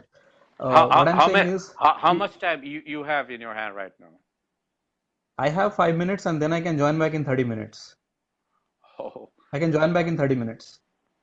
okay. So just then you make a point and let me talk, and then we will finish. Okay. Yeah. Or which one? Uh, You- okay, carry on. Yeah, so I Hmm. wanted to stress on the point that you were saying about soul, you were saying about love, and you were trying to stress that these are beyond physics or these are beyond chemistry or biology. But but I think you only considered that if the person is sick or if he doesn't have a part of his brain working, he does not have those feelings, he does not have memory, he does not know his loved ones from his hated ones, and so on. So it's ultimately a physical brain that is essential, a physical working brain that is essential to have for you to have all these feelings. So we really have no evidence of love or of these higher altruistic feelings without a brain. It all depends on, I mean, it is all conditional on that you have a human, you have a brain that is functioning to human levels. So if, I for think example, if no. yeah. Don't go. Don't. You need not to give me example because this is enough. If I don't understand, then I shouldn't come and talk with you because we are not in a nursery room, and you have short of time, out of time. Anyway, but you are No, trying to I say have that. time. I just have a, I just have a meeting for 30 minutes, which I must attend. Okay, but I we have can to. come back after 30 minutes. Okay, but we have to finish this session before you come back, right? Yeah, I can come back in 30 minutes. I just have a But meeting that people are waiting for me. let's we have a complete session of this. Then we can continue for the rest because you have given your I can, I, you have given I'll be your online answer. in 30. Yeah, Okay, I'll be okay. online in 30 minutes actually. If it is possible, I'll be waiting because I'm honest. I will try my best. I No, will I be am also all right. honest. Sure, I'll come sure. I back to know. your live in 30 Uh, minutes. okay. But the problem But is that time is running up, brother. Let me finish, and then you can take time or you can leave for your meeting. The the problem is that what you are trying to no, one second, understand. Mr. Mujibur, one second, one second. Yeah. Mhm. So what I said is you need more time, right? There are three people who are waiting on me for a meeting. It's just a 30-minute meeting. Mhm. So I don't think 30 minutes is long. I mean, 30 minutes is too long for you to wait. So why don't you come back live in 30 minutes? I know it's an unfair request, but this meeting just sprang up and I have to join this meeting. But I'll be Okay, surely online in 30 minutes I shall and we try can my resume our discussion in 30 minutes. my best. Sure, I will Okay, try my thanks a lot. best. Okay, okay. Okay. So Thanks a lot. Sorry for this interruption, but I'll be back in no, 30 minutes for sure. okay. Are you leaving now? Let me Yeah, finish this and I then have to you leave. I have to leave. I have to leave. You can make your point and then once I join back in 30 minutes, we can discuss. But Because your live is on, I'll be but leaving. I'll be leaving your live. You can still make your point, and then but when you I will join back in, but you will not listen to me. How will you answer me?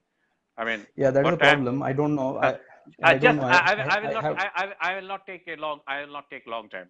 Just let me tell you Okay. that you are Okay. solely depending on this on the human biology on brain or whatever it is, and Yes. I am trying to say that a human being is a human being when he is complete, not only physically but psychologically and mentally. And now Mm-hmm. you are going to say that, yes, if you want to be physical and fit, then you have to have your brain. I'm also saying, yes, you have to have your brain, but it doesn't mean that the brain is only functional within the chemistry. There is beyond that because the humanity comes when a human being is complete. If he is not complete, we have no any experimental proof yet that there is a half complete human being who is not working the way we human beings are doing. I mean, the solistic or holistic approach, what I am talking about. So it is still your hypothesis, and of course, it is my feelings, and I can understand what I know. It may be a hypothesis to you. Okay, now you can go for a meeting. I will try to talk with my other brothers. You Yeah, will thanks for your come. points. I actually have three people waiting on me right Okay, now. okay, okay, So okay, I'll be okay. back online in 30 minutes for Take, sure. If you are take, online, we'll continue the discussion. Thank you. take your time. Thank Okay. you, thank Yeah. you, thank you, Bhai. Hasan ভাই, এখন আমার তো মানে 30 minute basically ওনার জন্য wait করা দরকার, because he has a meeting. So আমি তাহলে কি এখন আপনাদের সাথে কথা বলবো? হাসান ভাই কি আসবেন প্লিজ? আপনি আসলে খুব ভালো হয়। ও আমি আপনাকে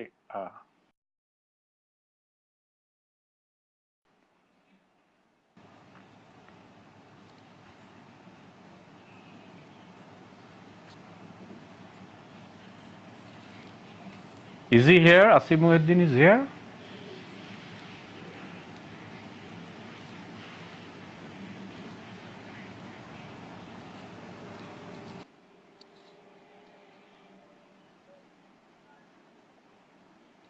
হাসান ভাই। আসসালামু আলাইকুম রহমতুল্লাহ। ওয়ালাইকুম আসসালাম রহমতুল্লাহ জি ভাই। জি, মুজিব ভাই কেমন আছেন? আছি ভাইয়া, আপনি আসছেন আমি তো অনেক খুশি হলাম যে আল্লাহর রহমতে। এটা হঠাৎ না, করে হুট শুরু করে হয়েছে। চলে আসলাম। আপনার জি জি আর আপনার ডিসকাশনটা অনেক ভালো ছিল। আর আসলে এটা তো অনেক একাডেমিক আলোচনা, তো সবাই অনেকে জি। বুঝবে না বিষয়গুলো। তো খুব ভালো লাগছিল আসলে। হ্যাঁ এটা আহ, এভাবে চলুক আসলে, ডিসকাশনের মাধ্যমেই অনেকে অনেক কিছু জানতে পারুক। এটাই আমাদের হ্যাঁ আসলে সবসময় চাওয়া ছিল। এবং জি এই যে একাডেমিক ডিসকাশনের বাইরে যে পার্সোনাল অ্যাটাক কিংবা এই ধরনের যেটা ছিল আর কি আমাদের দেশে, যে ট্রেন্ডটা ছিল আপনি জানেন যে হুম এটাই আমরা বলে আসছি আসলে। যারা এইথিস্ট ভাইরা যারা দেখছেন তাদেরকে আমরা এই কথাই বলি যে আপনারা হুম একাডেমিক ডিসকাশনে আসেন, দলিল ভিত্তিক কথাগুলো বলেন। এর বাইরে যে এই যে ব্যঙ্গ বিদ্রুপ বিভিন্ন রকমের যে সমস্ত জিনিস তারা করে আসছেন, এটা আসলে উচিত না। হুম একাডেমিক হুম ডিসকাশন তারাই করবে যারা অ্যাটলিস্ট তাদের মধ্যে জেন্টলনেস টুকু রয়েছে, তারা হুম সেভাবেই তারা সেই বিষয়গুলোকে দেখে।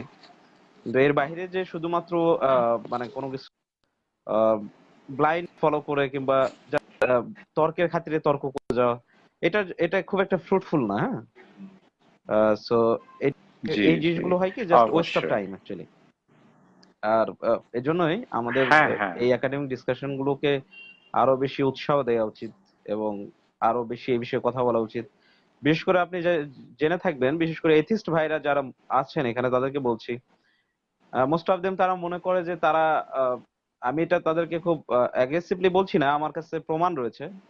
অনেকে এই কথা বলে থাকেন যে এথিস্টরাই হচ্ছে বলা চলে সায়েন্সের অলমোস্ট সবকিছু তারাই জানেন, আপডেটেড ফরমেশন সবকিছু, যা কিছু সবকিছু তারাই জানেন। থিস্টরা মূলত সায়েন্সের কি জানে, এমন একটা অবস্থা যে থিস্টরা আসলে ব্যাকডেটেড বিংস, তারা তারা অন্য গ্রহে থাকে, এরকম একটা অবস্থা। তো আমি এর আগে মিস্টার আরিফুর রহমান সাহেব, উনি একজন এথিস্ট, ওনার সঙ্গে কথা বলেছিলাম। ওনাকে আমি জাস্ট একটা সিঙ্গেল কোশ্চেন করেছিলাম যে ইউকে এর, আমি নিজেও ইউকে লন্ডন ইউনিভার্সিটির গ্রাজুয়েট হিসেবে আমি নিজে জেনেছি, আমার ভার্সিটি স্কুল অফ ওরিয়েন্টাল হ্যাঁ স্টাডিজ, সেখানে ইসলামিক স্টাডিজ এবং তার উপর পিএইচডি পর্যন্ত করা যায়। হ্যাঁ, লন্ডন ইউনিভার্সিটি, ইউনিভার্সিটি অফ লন্ডনের right school right of oriental, SOAS যেটাকে বলা হয়। এবং সোয়াস হ্যাঁ কিন্তু ওয়ার্ল্ডের সেরা একটা ভার্সিটি এন্ড কলেজ। হ্যাঁ, এই সোয়াসে হুম হুম যে সমস্ত আফ্রিকান স্টাডিজ এবং ওরিয়েন্টাল স্টাডিজ গুলোর উপর পিএইচডি পর্যন্ত করা যায়, সেখানে হুম, ইসলামিক স্টাডিজ এর উপর বিশাল বড় লাইব্রেরি রয়েছে। যে কেউ সিনেট হাউসে যাবেন লন্ডনে, হ্যাঁ সেখানে গেলেই দেখতে পাবেন, এবং সোয়াসের লাইব্রেরিতে গেলেও দেখতে পাবেন। এমনকি অক্সফোর্ড ক্যামব্রিজ থেকে শুরু করে ওয়ার্ল্ডের সেরা, হার্ভার্ড থেকে শুরু করে ওয়ার্ল্ডের সেরা সেরা ভার্সিটি গুলোতে কিন্তু ইসলামকে নিয়ে গবেষণা করা হচ্ছে। এবং সেখানে কিন্তু অনেক হুম, স্টুডেন্ট রয়েছে, সেখানে প্রফেসর জি রয়েছে। এমনকি এখন বিশেষ করে আমি এটাই বলি যে ন্যাসাতে, যেখানে আহ, বিশ্বের সেরা একটি সংস্থা আমরা মনে করি, সেই ন্যাসাতেও কিন্তু অনেক অনেক হুম, অফিসার থেকে শুরু করে সায়েন্টিস্ট রয়েছে যারা কিন্তু মুসলিমস। এই তথ্যটা অনেকেই বলে না, হ্যাঁ অনেকেই বলে না। হ্যাঁ শুধু এবং এবং এবং মুসলিমও আপনি আছে, দেখবেন আবার ইভেন আমাদেরকে প্রায় অর্থোডক্স খোঁটা দেওয়া খ্রিস্টানও হয় আছে যে যারা তোমরা যে একদম গুগলটা খুব ধর্ম পালন করে।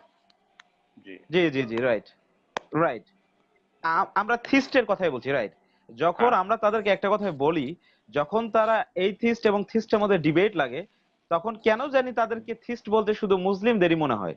হ্যাঁ, হ্যাঁ হ্যাঁ আমরা হ্যাঁ, হ্যাঁ, বলতে চাই যখন জি আপনারা ভাই এই যখন থিস্টদের সঙ্গে ডিবেটে আসবেন, তখন আপনাদেরকে মনে রাখা উচিত যে যারা যারা থিস্ট রয়েছেন তারাও কিন্তু they also believe on God actually. হ্যাঁ, তারাও হুম কিন্তু কি রাইট স্রষ্টার উপর বিশ্বাসী, তারা কেউই জি স্রষ্টাতে অবিশ্বাসী না, যেটা by definition, right by definition by definition আপনারা যেটা বলে থাকেন যে আহ, আপনাদের দাবি এটা যে আমরা যথেষ্ট রেফারেন্স কিংবা সেই ইয়ে না থাকার কারণে আমরা গডকে বিলিভ করি না, এটা এথিস্টদের দাবি। আচ্ছা, আর অপরদিকে থিস্টদের দাবি হচ্ছে আমরা গডে বিলিভ করি। এখন এই সংজ্ঞা অনুযায়ী কিন্তু যখন আবার ডিবেটে আসবে তখন তারা বলে তোমরা তো ইহুদি নাসারাদের টেকনোলজি ইউজ করো, রাইট? তখন আবার তারা এটা ভুলে যায় যে জি তারা কিন্তু কি এথিস্ট হয়ে আবার গুলিয়ে ফেলছে সবকিছু। সো এটাও what kind of fallacy, right? সবসময় রাইট তারা তো ওই যে লজিক্যাল ফ্যালাসির উপর তারা অলমোস্ট পিএইচডি করে ফেলেছে, অথচ তাদেরকে যখন লজিক্যাল ফ্যালাসি গুলোকে দাঁড় করিয়ে দেওয়া হয় আয়নার সামনে তখন তারা they just ignore it. So এটা কিন্তু অনেক জি পেইনফুল। আমি মনে করি যে যে কোনো ডিসকাশন ডিবেটে অ্যাটলিস্ট এই স্বচ্ছতাটুকু থাকা উচিত। তো এই জিনিসটা আমরা বলে জি বলে থাকি, এবং একাডেমিক ডিসকাশন গুলোতে আরেকটা জিনিস সেদিন আমি মজিবুর ভাই আপনাকে আমি বলেছি, বেশ কয়েকজন এথিস্ট আমার সঙ্গে ডিবেটে যখন আসলো, আপনি লক্ষ্য করেছেন ইসলাম সম্পর্কে যে কোনো কমপ্লিমেন্টারি যে কোনো কথা বলতে গেলে ইসলামকে কিভাবে ব্যাখ্যা করা হয়, ইসলামের দলিলগুলোকে কিভাবে প্রেজেন্ট করা হয়, তার জন্য অ্যাটলিস্ট এতটুকু শিখে রাখা উচিত যে সেই দলিলগুলো প্রেজেন্ট করার আগে আমাকে অ্যাটলিস্ট কি কি জানতে হবে, তার কিছু প্রিন্সিপাল রয়েছে। তো এখন ব্যাপার হচ্ছে যে সেইটুকু তারা না জেনে জাস্ট ওই যে ট্রান্সলেশন গুলো পড়ে তারা যখন প্রেজেন্ট করে, যখন আমরা তাদেরকে আমরা বলি যে আপনি এই কোরআন কিংবা হাদিসটাকে কিভাবে বুঝেছেন আমাকে বলেন, জি তখন তারা সরাসরি বলছে এই তো ট্রান্সলেশন, আপনি আমাকে কি বুঝাতে চান? তখন আমি তাকে একটা হুম কথাই বলি যে ভাইয়া, যখন এই কোরআনে এই আয়াতটা নাজিল হয় তখন কিন্তু আল্লাহ রাসূলের সামনে হয়েছিল, রাইট? জি এবং সাহাবীরা ওই সময় ছিল, সাহাবীরা ট্রান্সফার করেছে তাদের নলেজকে তাদের তাবিঈদের কাছে, যারা তাদের স্টুডেন্ট অফ সাহাবীস। হুম আচ্ছা, তাবিরা তাদের স্টুডেন্টকে এভাবে পাস করেছে, এবং আপনারা জানেন যে ইসলামে ওরালি ট্রান্সমিটেড নলেজ কিন্তু এই জি জিনিসগুলো জি জানতে হবে। এখন বিষয়গুলো হচ্ছে আমরা যখন বলি যে এই হাদিসটা বা এই কোরআনের আয়াতটা এই সাহাবী এইভাবে আহ এটাকে ব্যাখ্যা করেছেন কিংবা এই সাহাবী এইভাবে জেনেছেন, কারণ তারা কিন্তু সরাসরি আল্লাহ রাসূল সাল্লাল্লাহু আলাইহি সাল্লামের সামনে ছিলেন, রাইট? অথবা আপনার আমার ব্যাখ্যা জি এখানে 2 পয়সা দাম নেই, রাইট? জি এই কথাটা জি যখন বলি তখন তারা বলে আমরা নাকি গোঁজামিল দিই। চিন্তা করতে পারছেন? ব্যাপারটা এরকম হয়ে গেল ভাই। আমি একটা ক্লাসে ছিলাম, আমার টিচার আমাকে বলতেন যে ফর এক্সাম্পল আমেরিকান যারা স্পিকার রয়েছে ইংলিশে, আপনারা জানেন আমেরিকান এন্ড ব্রিটিশ হুম ইংলিশে কিন্তু কিছুটা ডিফারেন্স রয়েছে, এবং জি আমেরিকানরা হ্যাঁ শর্টলি কিন্তু হ্যাঁ আনসার হ্যাঁ করে, জি এখন অনেক কন্ট্রাকশন ইউজ করে তারা। এন্ড ব্রিটিশরা কিন্তু সেই ক্লাসিক্যাল ইংলিশ ইউজ করে, রাইট? ব্রিটিশরা সেই ক্লাসিক্যাল ইংলিশ ইউজ করে, এটা তাদের জি রিটেন ইংলিশ বলেন, ইভেন ইয়েতেও তাদের সেই ক্লাসিক যে ফরমেশন সেটা তার চালায়। এখন মজার বিষয় হলো যে কোন আমেরিকান স্পিকার যদি কোন ইংলিশ স্পিকারকে বলে যে তুমি গোজামিল করছো, হ্যাঁ, এই ইংলিশের ফরমেশনটা তোমার কারেক্ট না, ব্যাপারটা হয়ে যাবে এরকম যে ব্রিটিশরা হচ্ছে ইংলিশের জনক বলা হয়, রাইট? ইংলিশ ফরমেশনটার জনক তারা। হুম এখন ব্যাপারটা হচ্ছে এরকম যে জি আমেরিকানরা ব্রিটিশদের শেখাচ্ছে, তাকে চ্যালেঞ্জ করছে যে তোমরাই উল্টা ভুল করছো, অথচ এই আমেরিকানের জানা উচিত ছিল যে ক্লাসিক ইংলিশটা আসলে কিভাবে ইভলভ হয়েছে, রাইট?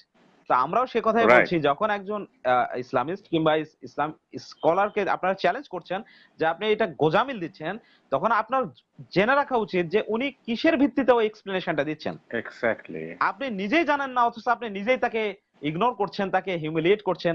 তো ব্যাপারটা এরকম হয়ে গেল না যে আপনি যে চ্যালেঞ্জ করছেন কিসের ভিত্তিতে? হ্যাঁ একাডেমিক ডিসকাশনের আগে আমাদের জানা জি উচিত যে ইসলাম সম্পর্কে কথা বলার আগে তার প্রিন্সিপাল গুলোকে আগে আমাদের জেনে আসা উচিত।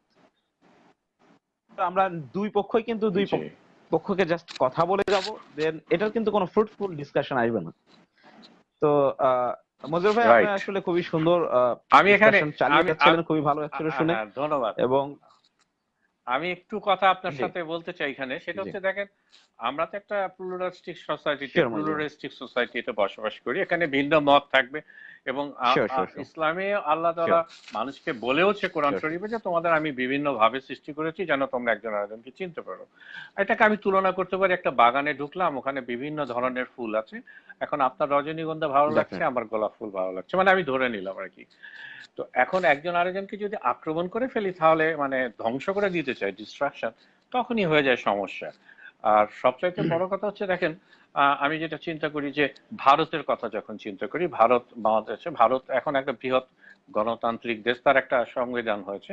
যদি এটাকে আমরা ধরে নিই যে একটা সংবিধান, এখানে প্রায় রাইট 100 কোটির মতন জনগণ, সেই নেহেরু গান্ধী এনারা কিন্তু ধার্মিক ছিলেন, কিন্তু এনারা একটা রাইট গণতান্ত্রিক সংবিধান দিয়েছেন, ধার্মিক হিসাবেও কিন্তু দিতে পেরেছেন, মানে তার ধর্ম তাকে করেনি, মানে সংবিধান প্রণয়নে বাধা শিওর সৃষ্টি শিওর করেনি। যেমন যেমন right Jefferson, one of the fathers of Bill of right Rights in Jefferson American Constitution, hmm Jefferson, সে ঠিক সে বলছে যে সে আসলে মানে জিসাসকে অনেক কনসিডার করতে ভালো। তাকে এটা বলছে যে the most okay sublime and benevolent code of morals which has ever been offered to man, জেসাসের ব্যাপারে বলছে। তার মানে তো তার Jesus the son of god, মানে তার বিল অফ রাইটস বা আমেরিকান কনস্টিটিউশন তৈরি করতে তার এই চিন্তা তাকে বাধা দেয়নি, তাই না?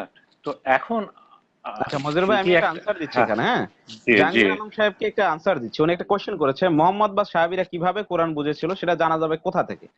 আপনি সেটা জানতে পারবেন সরাসরি ভাবে আইম্মায়ে মুস্তাহিদিন, দ্যাট মিন্স ইমামরা যে কওলগুলো তাদের মাধ্যমে হাদিসগুলো থেকে বুঝেছেন, দ্যাট মিন্স সারা যে গ্রন্থগুলো রয়েছে সেখানে পাবেন। আর যদি বলে রাখি এই ক্ষেত্রে একটা উসুল রয়েছে, যেমন বেশিরভাগ ইজমা, ইসলামে ইজমা বলতে একটা টার্মিনোলজি ইউজ করা হয়, দ্যাট মিন্স বেশিরভাগ স্কলার এবং বেশিরভাগ স্কলাররা মিলে যে যে যে যে ব্যাখ্যাটা কিংবা যে সাহাবী তাবেঈনদের মধ্যে থেকে বেশিরভাগ যে সঠিক ব্যাখ্যাটা সেটাকে যেদিকে তুলে ধরা হবে সেটাকে মেনে নিতে হবে, এটা হচ্ছে প্রিন্সিপাল। আপনি যেমন ফর এক্সাম্পল আমি একটা কথা বলি, যেমন আপনি দেখতে পাবেন তাফসিরে জিলালিল কোরআন একটা তাফসির রয়েছে, হ্যাঁ? এই এই তাফসিরটা আপনারা যদি পড়ে থাকেন, এমনকি তাফহিমুল কোরআন, যেটা বিশেষ করে বাংলাদেশের জামাতি ইসলামের যারা এখানে কেউ যদি থাকেন তাদেরকে আমি বলে রাখছি, বিশেষ করে জামাতি ইসলাম যারা, তারা এই দুটো তাফসিরকে খুব ফলো করে, হ্যাঁ খুব সুন্দর ফলো করে।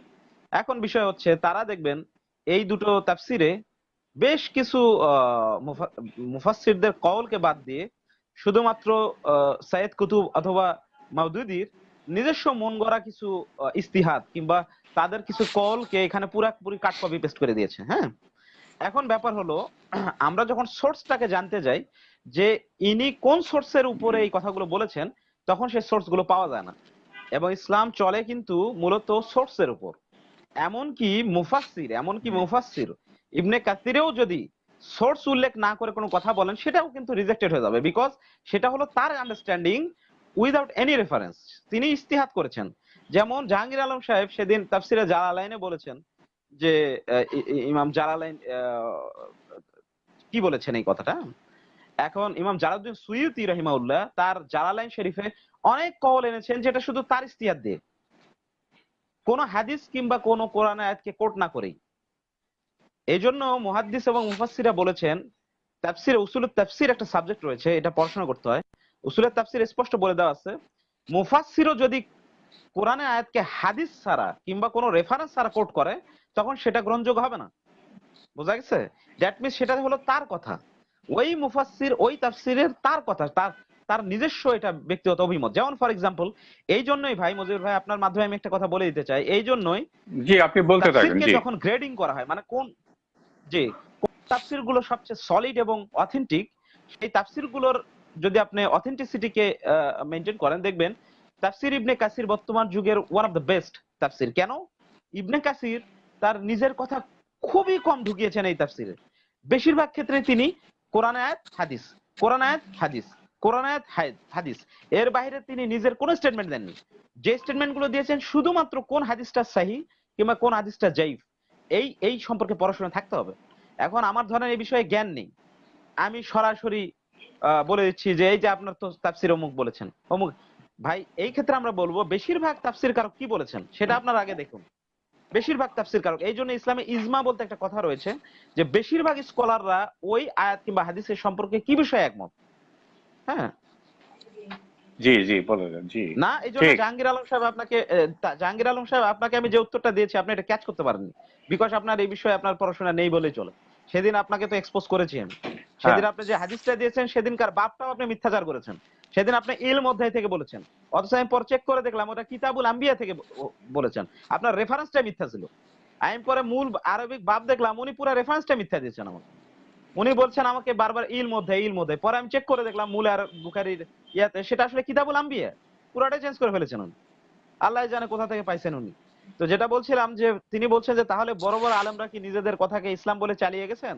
ভাই এজন্যই আমরা বলেছি বড় বড় আলেমরা ইসলামের দলিল নয়, ইসলামের দলিল হচ্ছে ওই আলেমটা কোন কোরআন এবং হাদিসকে রেফার করেছে, সেই কোরআন এবং ওই হাদিসের দলিলের উপর ভিত্তি করে ওই স্কলারকে আমন্ত্রণ করব। দ্যাট শাইখুল হাদিস আমিনুল হক একটা কথা বলতেন, আমরা কোরআন হাদিস দিয়ে হুজুর মাপি, হুজুর দিয়ে কোরআন হাদিস মাপি না। ক্লিয়ার? বোঝা গেছে? আমরা কোরআন হাদিস দিয়ে আলেম মাপি, আলেম দিয়ে কোরআন হাদিস মাপি না। দ্যাট মিন্স কথাটা অর্থ হচ্ছে আমরা কোরআন এবং হাদিসের রেফারেন্সের ভিত্তিতে, অথেন্টিসিটির ভিত্তিতে আমরা মাপবো যে কোন আলিম কোন কথাটা ঠিক বলেছেন। আর আলেমকে দিয়ে কোরআন হাদিস মাপবো না, বিকজ ওই আলেম কোনো না কোনো দলের সঙ্গে অ্যাটাচ থাকতেই পারে, সে তার দলের গুণাগুণ করতেই পারে, রাইট? সে তার দলের জন্য ভুল ব্যাখ্যা করতেই পারে, সে তার নিজের টেন্ডেন্সি থেকে ভুল ব্যাখ্যা করতেই পারে। এন্ড জাহাঙ্গীর আলম সাহেব হাদিসটা তো ঠিক ছিল। জাহাঙ্গীর আলম সাহেব শোনেন, আপনি সেদিন আমাকে কথা বলতে দেননি, আমি আপনাকে বলছি হাদিসটা ঠিক ছিল, কিন্তু হাদিসটার সারা আমি যেটা বলেছি সেটা মনে রাখবেন। ওই হাদিসটার মূল ব্যাখ্যাই ছিল আল্লাহ রাসূল সাল্লাল্লাহু আলাইহি ওয়াসাল্লাম প্রেডিক্ট করেছেন যে তোমরা এমন একটা সময় আসবে যখন জিউস এবং খ্রিস্টানদের পুরোপুরি ফলো করবে, দ্যাট মিন্স ইমিটেট করবে সব ক্ষেত্রেই। এবং এটার ব্যাখ্যা এসছে আরেকটা তাফসিরে, সেটা হচ্ছে আনাস থেকে বুখারীতে হাদিস এসছে যে আমাদের ধ্বংসের মূল কারণ হবে আমরা আমাদের নিজেদের রিলিজিয়ন ছেড়ে কুফফারদের, দ্যাট মিন্স খ্রিস্টান এবং জিউসদের সংস্কৃতিকে আঁকড়ে ধরবো। এটা হচ্ছে কথা, ওই হাদিসের মূল জাস্ট। হাসান ভাই আপনার কাছে আমার তো ঠিক আছে, আপনার হাদিস আপনার হাসান ভাই আপনার কাছে আমাদের না, আপনি না জাহাঙ্গীর আলম সাহেব, আপনি হাদিসের বাব যেটা সেটা মিথ্যাচার করেছেন। আপনি তো কোনোদিন হাদিসের কিতাবই দেখেননি চোখ দিয়ে। আপনি কোনোদিন, আমি আপনাকে চ্যালেঞ্জ দিলাম, আপনি যদি মূল হাদিসের কিতাবটা আমাকে দেখাতে পারেন। আপনি না হলে মিথ্যাচার কেন করেছেন? সেদিন আপনি স্পষ্ট মিথ্যাচার করেছেন। আমি ভিডিও কাট করে আপনাকে এটা এক্সপোজ করব। আপনি বলেছেন ইলম অধ্যায়, আপনি বলেছেন ইলম অধ্যায়, কেন আপনি অধ্যায়কে মিথ্যাচার করেছেন? দ্যাট মিন্স আপনি কপি করে এটা চালিয়ে দিয়েছেন। Right. No, Ali Khan, I am not the newest Mufassirul Quran. I am referring the classical best scholar in Islam. So you should be careful about my statement, okay? Hasan ভাই, আমরা হাসান ভাই আমরা যারা সবাই শুনছি এখন এই সুযোগটা ছাড়তে চাই না।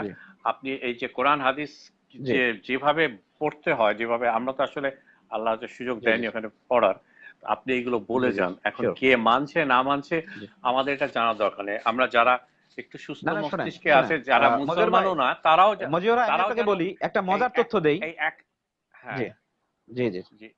একাডেমিকটা যেন তারাও জানতে পারে, তারা তাহলে ওই একাডেমিক ভাবে আসবে, তাহলে তো বেটার হবে।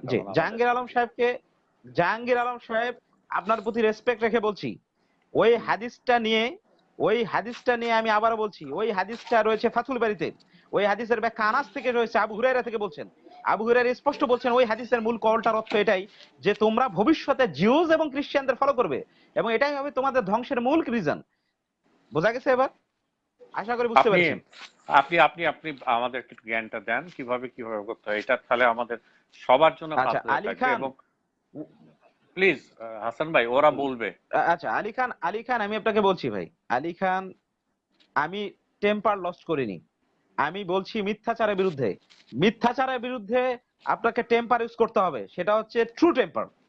আপনি কোন জায়গায় কোনটা ইউজ করতে হবে? আল্লাহ রাসূল সাল্লাল্লাহু আলাইহি ওয়াসাল্লাম যখন খুতবাতে দাঁড়াতেন তার চোখ লাল হয়ে যেত, কেন জানেন? কারণ মিথ্যাচারের বিরুদ্ধে যখন তিনি কথা বলতেন, যখন তিনি মুনাফিকের বিরুদ্ধে কথা বলতেন, তখন তিনি টেম্পার শো করতেন। কিসের কারণে জানেন? It's actually showing your message যে আপনি আসলে কোন বিষয়ে টেম্পারটা ইউজ করছেন। আপনি যখন শাসন করছেন তখন আপনি টেম্পার ইউজ করেন, বিকজ শাসনটা কিসের জন্য? ভালোর জন্য। আমি টেম্পারটা ইউজ করছি এই জন্য মিথ্যার বিরুদ্ধে। আপনাকে জাহাঙ্গীর আলম সাহেব আমি আপনাকে বলছি, ওই হাদিসের উপর আপনি যদি ডিবেট করতে চান আপনি আসেন আমার সঙ্গে, সরাসরি ডিবেট হবে। ওই হাদিসটা নিয়ে আপনার সঙ্গে আমার ডিবেট হবে এবং আমি ধরিয়ে দিব যে আপনি বাপটা নিয়ে মিথ্যাচার করেছেন। আপনি তো বাপটার উচ্চারণও ঠিক মতো জানেন না। আপনি সেদিন আমার সামনে এসে বলছেন ইলম অধ্যায়। আরে ভাই, ইলম কি জিনিস? ওটা হবে ইলম অধ্যায়। ইলম হচ্ছে নলেজ, দ্যাট মিন্স নলেজ। এই সমস্ত জিনিস আপনি জানেন। আপনাকে আমি বলেছি যে খায়রুল কুরুন সুম্মা আল্লাযিনা ইয়ালুনহুম সুম্মা আল্লাযিনা ইয়ালুনহুম সুম্মা আল্লাযিনা ইয়ালুনহুম, বুখারী হাদিস, তিরমিজিতে এসেছে, হাদিসটি সহিহ। এখানে আল্লাহ রাসূল সাল্লাল্লাহু আলাইহি ওয়াসাল্লাম বলছেন যে তোমরা আসলে কোথা থেকে ব্যাখ্যা নিবে? তোমরা ব্যাখ্যা নিবে সাহাবী থেকে, তাবেঈ থেকে, তাবেঈন থেকে। আর এই সাহাবী তাবেঈন থেকে হাদিসকে সনদ অনুযায়ী ব্যাখ্যা করা হচ্ছে আইমায়ে মুজতাহিদিন। আপনি যখন কোরআন একটা আয়াত বা হাদিসকে যখন প্রেজেন্ট করবেন, অবশ্যই সালফে সালেনরা কিভাবে বুঝেছেন সেই মত আপনাকে পোষণ করতে হবে। কোন ওই হাদিসকে সাহাবীরা কিভাবে বুঝেছেন আপনাকে বলতে হবে। ওই হাদিসকে তাবিঈরা কিভাবে বুঝেছে এটা আপনাকে বলতে হবে। ওই হাদিসকে তাবিঈনরা কিভাবে বুঝেছেন আপনাকে বলতে হবে। ওই হাদিসকে আপনার আইম্মায়ে মুস্তাহিদিন কিভাবে বুঝতে পেরেছেন ইজমা অনুযায়ী সেটা আপনাকে বুঝতে হবে। আপনি গাঁজাখুরি অনুবাদ শুধুমাত্র বলবেন, আপনি অনুবাদ দিয়ে বলবেন এটাই বুঝ, no, that doesn't the real understanding of Islam. Okay, so mind your language. এবং এই জিনিসটা আপনাকে বুঝতে হবে যে আপনি নিজে মূর্খ, আপনি কোরআন সুন্নাহকে কিভাবে এক্সপ্লেন করতে আপনি নিজেই জানেন না, আপনি আবার আমাদেরকে চ্যালেঞ্জ করছেন। আরে ভাই, অনুবাদ তো পড়ছেন ঠিক আছে, আমরা বলছি না অনুবাদ পড়বেন না, কিন্তু ওই অনুবাদের আরেকটা যে হাদিস আছে ওই হাদিসকে এক্সপ্লেন করতে চাই, ওই হাদিসকে আপনি চোরের মতো কেন কাটলেন? কেন ওই হাদিসকে গোপন করেন? কারণ ওই হাদিসকে প্রেজেন্ট করলে আপনি আপনার আয়নার সামনে চলে আসবেন। তো আপনি যখন ওই হাদিসকে প্রেজেন্ট করতে দিচ্ছেন না, বলছেন না না আমি তো অন্য কোনো হাদিস আনবো না, বিকজ ওই হাদিসে তো এই হাদিস সম্পর্কে বলা আছে, কেন আপনি ওই হাদিস নেবেন না? আর এই জাহাঙ্গীর ভাইয়ের বিরুদ্ধে আমার কিছু বক্তব্য আছে, এখন আমি বলি। জাহাঙ্গীর সাহেবের, উনি সেদিন আসছিলেন, আমি ওনাকে প্রচুর সময় দিয়েছি। উনি আমাকে, আপনার ওই ভিডিওটা এখনো আছে, উনি আমাকে কথার মাঝে ধমক দিয়েছে, আমি কিন্তু বুঝতে পারছি। উনি আমাকে বলেছে, আমাকে বিভিন্ন বিশ্লেষণে ভূষিত করেছে। আমি জাহাঙ্গীর সাহেবকে অনুরোধ করব, আপনার আমাদের কথা শুনতে হবে না, আপনি একটু লিঙ্গুইস্টিক হেজটা শেখেন, কিভাবে কথা বলতে হয়, অন্তত আসিফ মহিউদ্দিনের কাছে যেও শেখেন। সে যে একটা মানুষকে পচিয়ে দেয় বা এ করে দেয়, সে কথা বলার একটা ধরন শিখতে হবে। এখানে কথা কিভাবে বলতে হয় সেটা আপনি জানেন না। আপনি খুবই, আমি নিম্নমানের বলবো না, একটা মানে ইউ আর জাস্ট, মানে আপনার সাথে ডিসকাস করতে ভালো লাগে না। আপনি যদি আমার বিরুদ্ধে প্রচন্ড ভালো বলতে থাকেন, তারপরে যদি আপনার কথার মাধুর্যতা থাকে, নরম একটা সুর থাকে, আপনি কেমন জানি বস্তির মতন ভাষায় কথা বলেন। আরে আপনি অমুক করছেন, আপনি এই করছেন, আপনি চুপ করেন, আপনি তো সব বিয়ে করে ফেলালেন। মানে এই ধরনের কথাগুলো আসলে আমাদের ভদ্র সমাজে, মানে আমরা অভ্যস্ত না ভাই। আমি ওইখান থেকে আমরা আসিনি। ইন দ্যাট কেস আপনি এখানে এসে যদি ওনার সাথে কথা বলতে চান, তাহলে আপনাকে আগে লিঙ্গুইস্টিক হেজ জানতে হবে। আপনি ভাষা কিভাবে বলে, কথা কিভাবে বলে। একটা মানুষকে ডাইরেক্ট লায়ার বলতে নেই, বলতে হয় মনে হয় আপনি মিথ্যা কথা বলছেন, ভুল বলছেন, মানে কথাটা আপনাকে সব সময় একাডেমিক বলতে পারেন হুজুর ভাই, আপনি একাডেমিক যে আপনি এই তথ্যটা ভুল দিয়েছেন, right?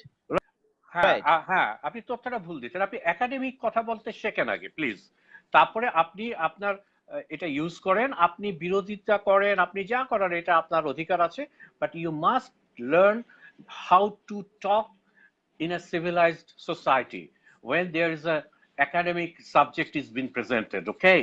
But you have not that capacity to talk with a civilized person. I think you even have not that capacity to talk with Asif, though I totally differ with him. I totally, but I have objection. Calm and quiet, though he makes a lot of strategies. I will say that strategies and tricks, but you are absolutely out of the context, man. আপনি এখানে আমাদের সাথে কথা বলতে আসবেন অবশ্যই, তবে আপনি কথা বলার ভাষা এবং মাধুর্যতা আপনি শিখবেন। আপনি সেদিন হাসান ভাইয়ের লাইফেও গেছেন, আমি দেখেছি। আপনি আক্রমণাত্মক, মানে অন্যরকম ভাবে আক্রমণ, যে যেখানে কমেন্টস বক্সে যারা কমেন্টস করে অনেক আক্রমণাত্মক কথাবার্তা বলে, গালি টালি দেয়, আপনি এসে অত এটা দিতে পারেন না, কিন্তু আপনি ওই ধরনের করেন। তো আমরা হাসান ভাইয়ের কাছ থেকে এটা এক্সপেক্ট করবো যে আমাদের এই সিস্টেমটা একটু আমাদেরও জানা দরকার, আসলে কিভাবে একটা জিনিস বুঝতে হবে। তাতে যারা একটু মুক্তমানা আছে তারাও মানে ডিপার্টমেন্টগুলো জানলে আমাদের বুঝতে হবে, এবং তারা যদি কোনো ভুল বার করতে চায় তারাও তারা ডিপার্টমেন্ট অনুযায়ী যে ভুল বার করবে, বা আপনি যেই ধারাটা বললেন সেইটা ভুল কিনা তারাও তাহলে আরেকজন আলেমের কাছে যেয়ে এসে বলতে হবে। কমন সেন্স অ্যাপ্লাই করে বললে হবে না। আমি যদি একটা ফিজিক্সের কথা বলি, তাহলে ফিজিক্সের বই খুলে আমাকে প্রমাণ করে দিতে হবে যে এটা আপনি ভুল বলেছেন, কারণ আমার নিজে ফিজিক্সের কথা নিজে থেকে বলার কোনো মানে কিছু এটা বললে স্ট্যাবলিশড হবে না। So you have to know the department you are talking about. You have to have that academic background from that department. When you will go for talk on physics, you have to have a physics student. You must be a student of physics. আমি ইসলামের অনেক ব্যাপার, আমি ইসলামের অনেক ব্যাপারই তো জানি, বাট আমি ইসলামের ওই জিনিসগুলোর ভেতরে আমি ঢুকি না, বিকজ এটা আমার একাডেমিক ডিসঅনেস্টি হবে, because I am not a scholar in Islamic studies. আমার এটা করতে পারবো না। আমি যেটাতে পড়ালেখা করি, আমি বলছি না I am the master, but আমি ওইটার মধ্যে থাকতে চাই। তবে ইসলামের যেই জিনিসগুলো একটু বুঝি সেগুলো আমি উত্তর দিই, তারপর এটাকে আমি লজিক দিয়ে বোঝার চিন্তা করি। কিন্তু আপনি যদি কোনো একাডেমিক এতে পড়ে থাকেন, কোনো ইউনিভার্সিটিসে, ইসলামিক ইউনিভার্সিটিসে পড়ে থাকেন, এখন আমাদের দেশেতেও তো বিভিন্ন জায়গায় বহুত স্কুল আছে, এমন ধরে বিভিন্ন জায়গায় বহুত মাদ্রাসাও গজে উঠেছে। তো সেই মাদ্রাসা থেকে একটা ইমাম বাইর হইলো, সে যা মসজিদে কয়েকদিন নামাজ পড়াইলো, তারপরে সে এসে উল্টাপাল্টা কথা বললো, তার মানে এই ব্যাপার না। আসলে সে কোন জায়গা থেকে কি করলো। এখন অনেক আরো ভালো মানুষ আছে, অনেক আরো ভালো স্কুলের ছেলেরা চুরিও করে, আবার স্কুলের ছেলেরা নোবেল প্রাইজও পায়। তো এখন আমি কি বুঝাতে পারছি? আচ্ছা হাসান ভাই, সরি, আপনি কথা বলেন। ও হাসান ভাই কি চলে গেছেন? আচ্ছা, হাসান ভাই চলে গেলেন কেন? হাসান ভাই আপনি আসবেন, আসেন না প্লিজ।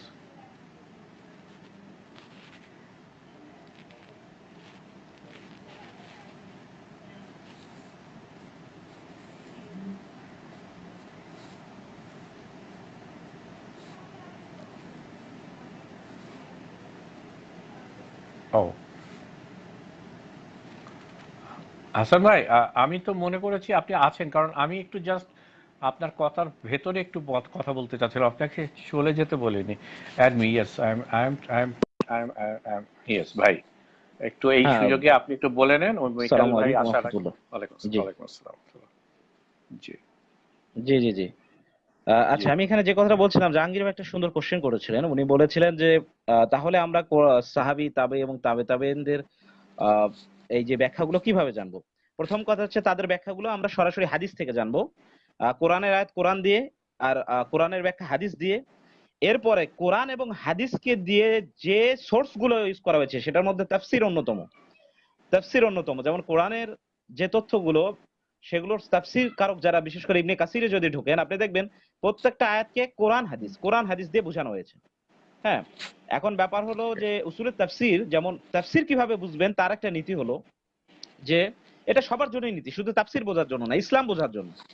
ইভেন যে তাফসীর করছে মুফাসসির, উনি কিন্তু একজন হুজুর, রাইট? এখন ওই রাইট। হুজুর বা মুফাসসির নিজেও কি ওই রুলসটা ফলো করেছেন কিনা, দ্যাট মিন্স কোরআনে আয়াতকে কোরআন অথবা হাদিস এর বাইরে যে নিজে উনি কোনো কিছু ঢুকিয়েছে কিনা, মানে নিজের তথ্য, দ্যাট মিন্স আমার এই আয়াতটা সম্পর্কে এই ধারণা অ্যাটলিস্ট, হয়তো বা ওটা ওনার জানা নেই বা ওই বিষয়ে উনি ক্লিয়ার না, অথবা উনি ইজতিহাদ করেছেন, এই তিনটার একটা হবে। এখন ব্যাপার হলো আপনি কিভাবে চেক করবেন? যে কোনো জি তাফসির আপনি ঢুকবেন, ঢুকে দেখবেন ওই তাফসির কারক কি আমার এই কোরআন আয়াতটা অন্য কোনো আয়াত অথবা হাদিস দিয়ে বুঝিয়েছেন কিনা। প্রথম আমার আহ, আহ, হচ্ছে এটা রিকোয়ারমেন্ট, ওকে। দেন সেকেন্ড হচ্ছে ওই ওই মুফাসসির যদি অন্য কোনো সোর্স ইউজ করেন, সেটা আমরা দেখব। কিন্তু উনি যদি নিজের স্টেটমেন্ট দিয়ে শুধুমাত্র দেয়, তার মানে তখন আমরা অন্য তাফসির দেখব, যে অন্য কোনো তাফসিরে এনার এই এই আয়াতের ব্যাপারে কোরআন এবং হাদিসে বুঝিয়ে দিয়েছেন কিনা। কারণ কোরআন এবং হাদিসের স্টেটমেন্ট হচ্ছে যে কোনো ইমাম স্কলারের সাধারণ কথার অনেক উপরে। অতএব আশা জি, করি বুঝতে পেরেছেন আপনি। আলহামদুলিল্লাহ। আপনি এবং মনে হয় আমার যে মালিক আজাদ সাহেব ব্যাক করেছেন, আপনি কথা বলতে পারেন। জি, কার সাথে? আমার তো আপনার অনেক, সাথে কথা বলতে মানে মেলিক আজাদ সম্ভবত। আজকে আহ, আপনি মাইকেল ডিসকাস আসছে? আচ্ছা করছিলেন যে আচ্ছা আচ্ছা। বিষয়ে, আসলে মোরালিটির হ্যাঁ হ্যাঁ উপরে। হ্যাঁ, আচ্ছা রাইট, আচ্ছা আচ্ছা, ও আসছে, উনি রাইট, আসছে, ঠিক আছে, ওকে। ঠিক আছে, ঠিক আছে। দেন ক্যারি অন, ওকে। আচ্ছা, ভালো থাকবেন ওকে, সবাই। জি, থ্যাংক ইউ। হ্যাঁ, আসসালামু দোয়া আলাইকুম। করবে, সবার জন্য দোয়া করবে। জি, ওয়ালাইকুম আসসালাম রহমতুল্লাহ। আমরা এখন আসলে এই মধ্যে সময়টা একটু হাসান ভাইয়ের কাছ থেকে জেনে নিলাম। আর আমার তো আসলে শিরোনামটা দিয়েছি আমি, এই যে মেখাল আজাদ সাহেবের সাথে আজকে কথা বলবো। তো উনি যেহেতু ব্রেকে গেছেন,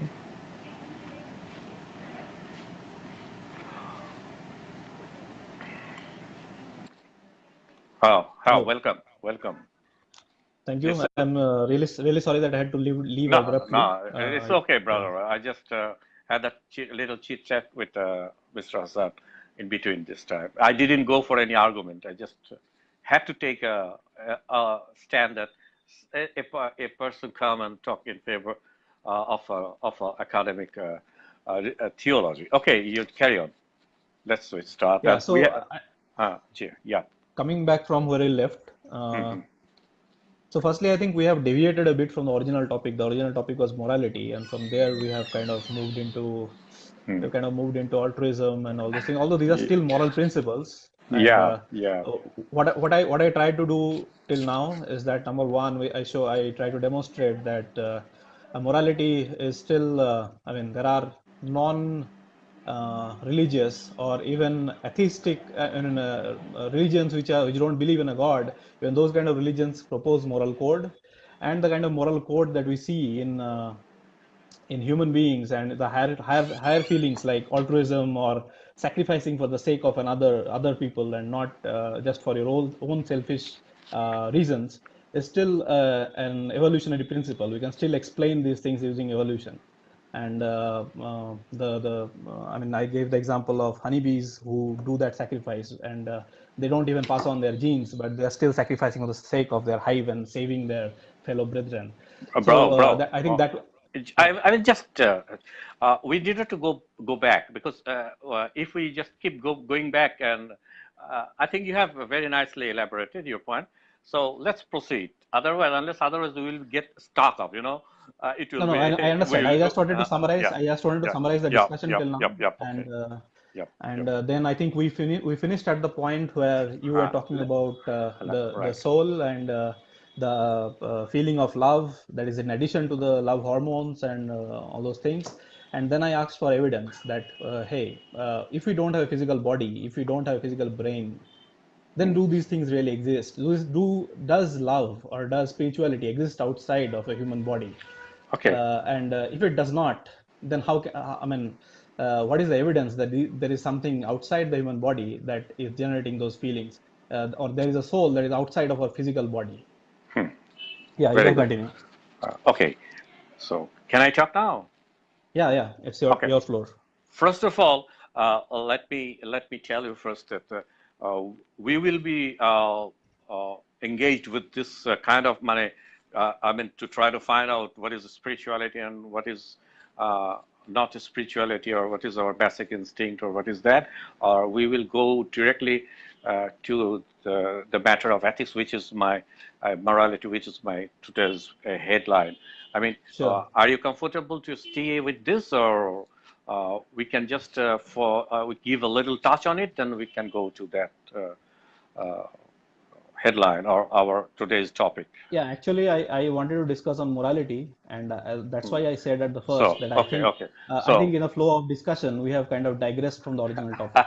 the problem is that, when you are talking and you're saying something, then I'm going to reply that, then you have to come back because you have to have the Correct. rebuttal. And so we have been caught into a vicious circle, and keep talking on this matter. So we are deviating from the real topics.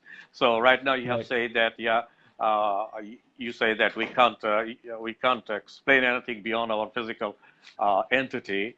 That's why the Yeah. physical entity is the hub. I mean, is the foundation of all these things. What you are telling, soul, or etc., blah blah. Anyway, that is your point, right? So I think we Hmm. better have a monkey jump from these topics to, as you agreed on this. I mean, do you want to stay with this or to jump into that matter? No, I think it's better if we keep our discussion on morality, and your specific question on what kind of, I mean, what is our moral code, or what moral code we follow, Yeah, yeah. That is or what. how does morality come out of non-religious or non-religious ideas? That's what I was looking for a long period of time to discuss with someone. Yep. So here you have just finished that the physicality is there. That's why you are alive, and that's why all these holistic and holistic approaches are coming. So physicality is the root half of all these things. And here I just add something, and I don't know whether it will stimulate you to provoke you to give another answer to me. Then again we will go and go on. Okay, the first thing is that we are talking about a human being, and a human being must have as I said earlier, that we are not only living with our body, but we are living with our soul. So what some philosophers say, that the body is the tomb of the soul. So, well, the body must be there because according to religion, I mean, according to religion perspective, the body was being created when a man is died. There is no life inside the body, and the body will be, get mingled with the soil. and our body's elements are coming from the nature. So this body, we are not talking about this body. The functionality of the body, whether it is being totally functioned by the by the brain or by some other things, whether the brain gets stimulated by some extra power, extraterrestrial power, or it is all sorry. Wait, please. Yeah, sure.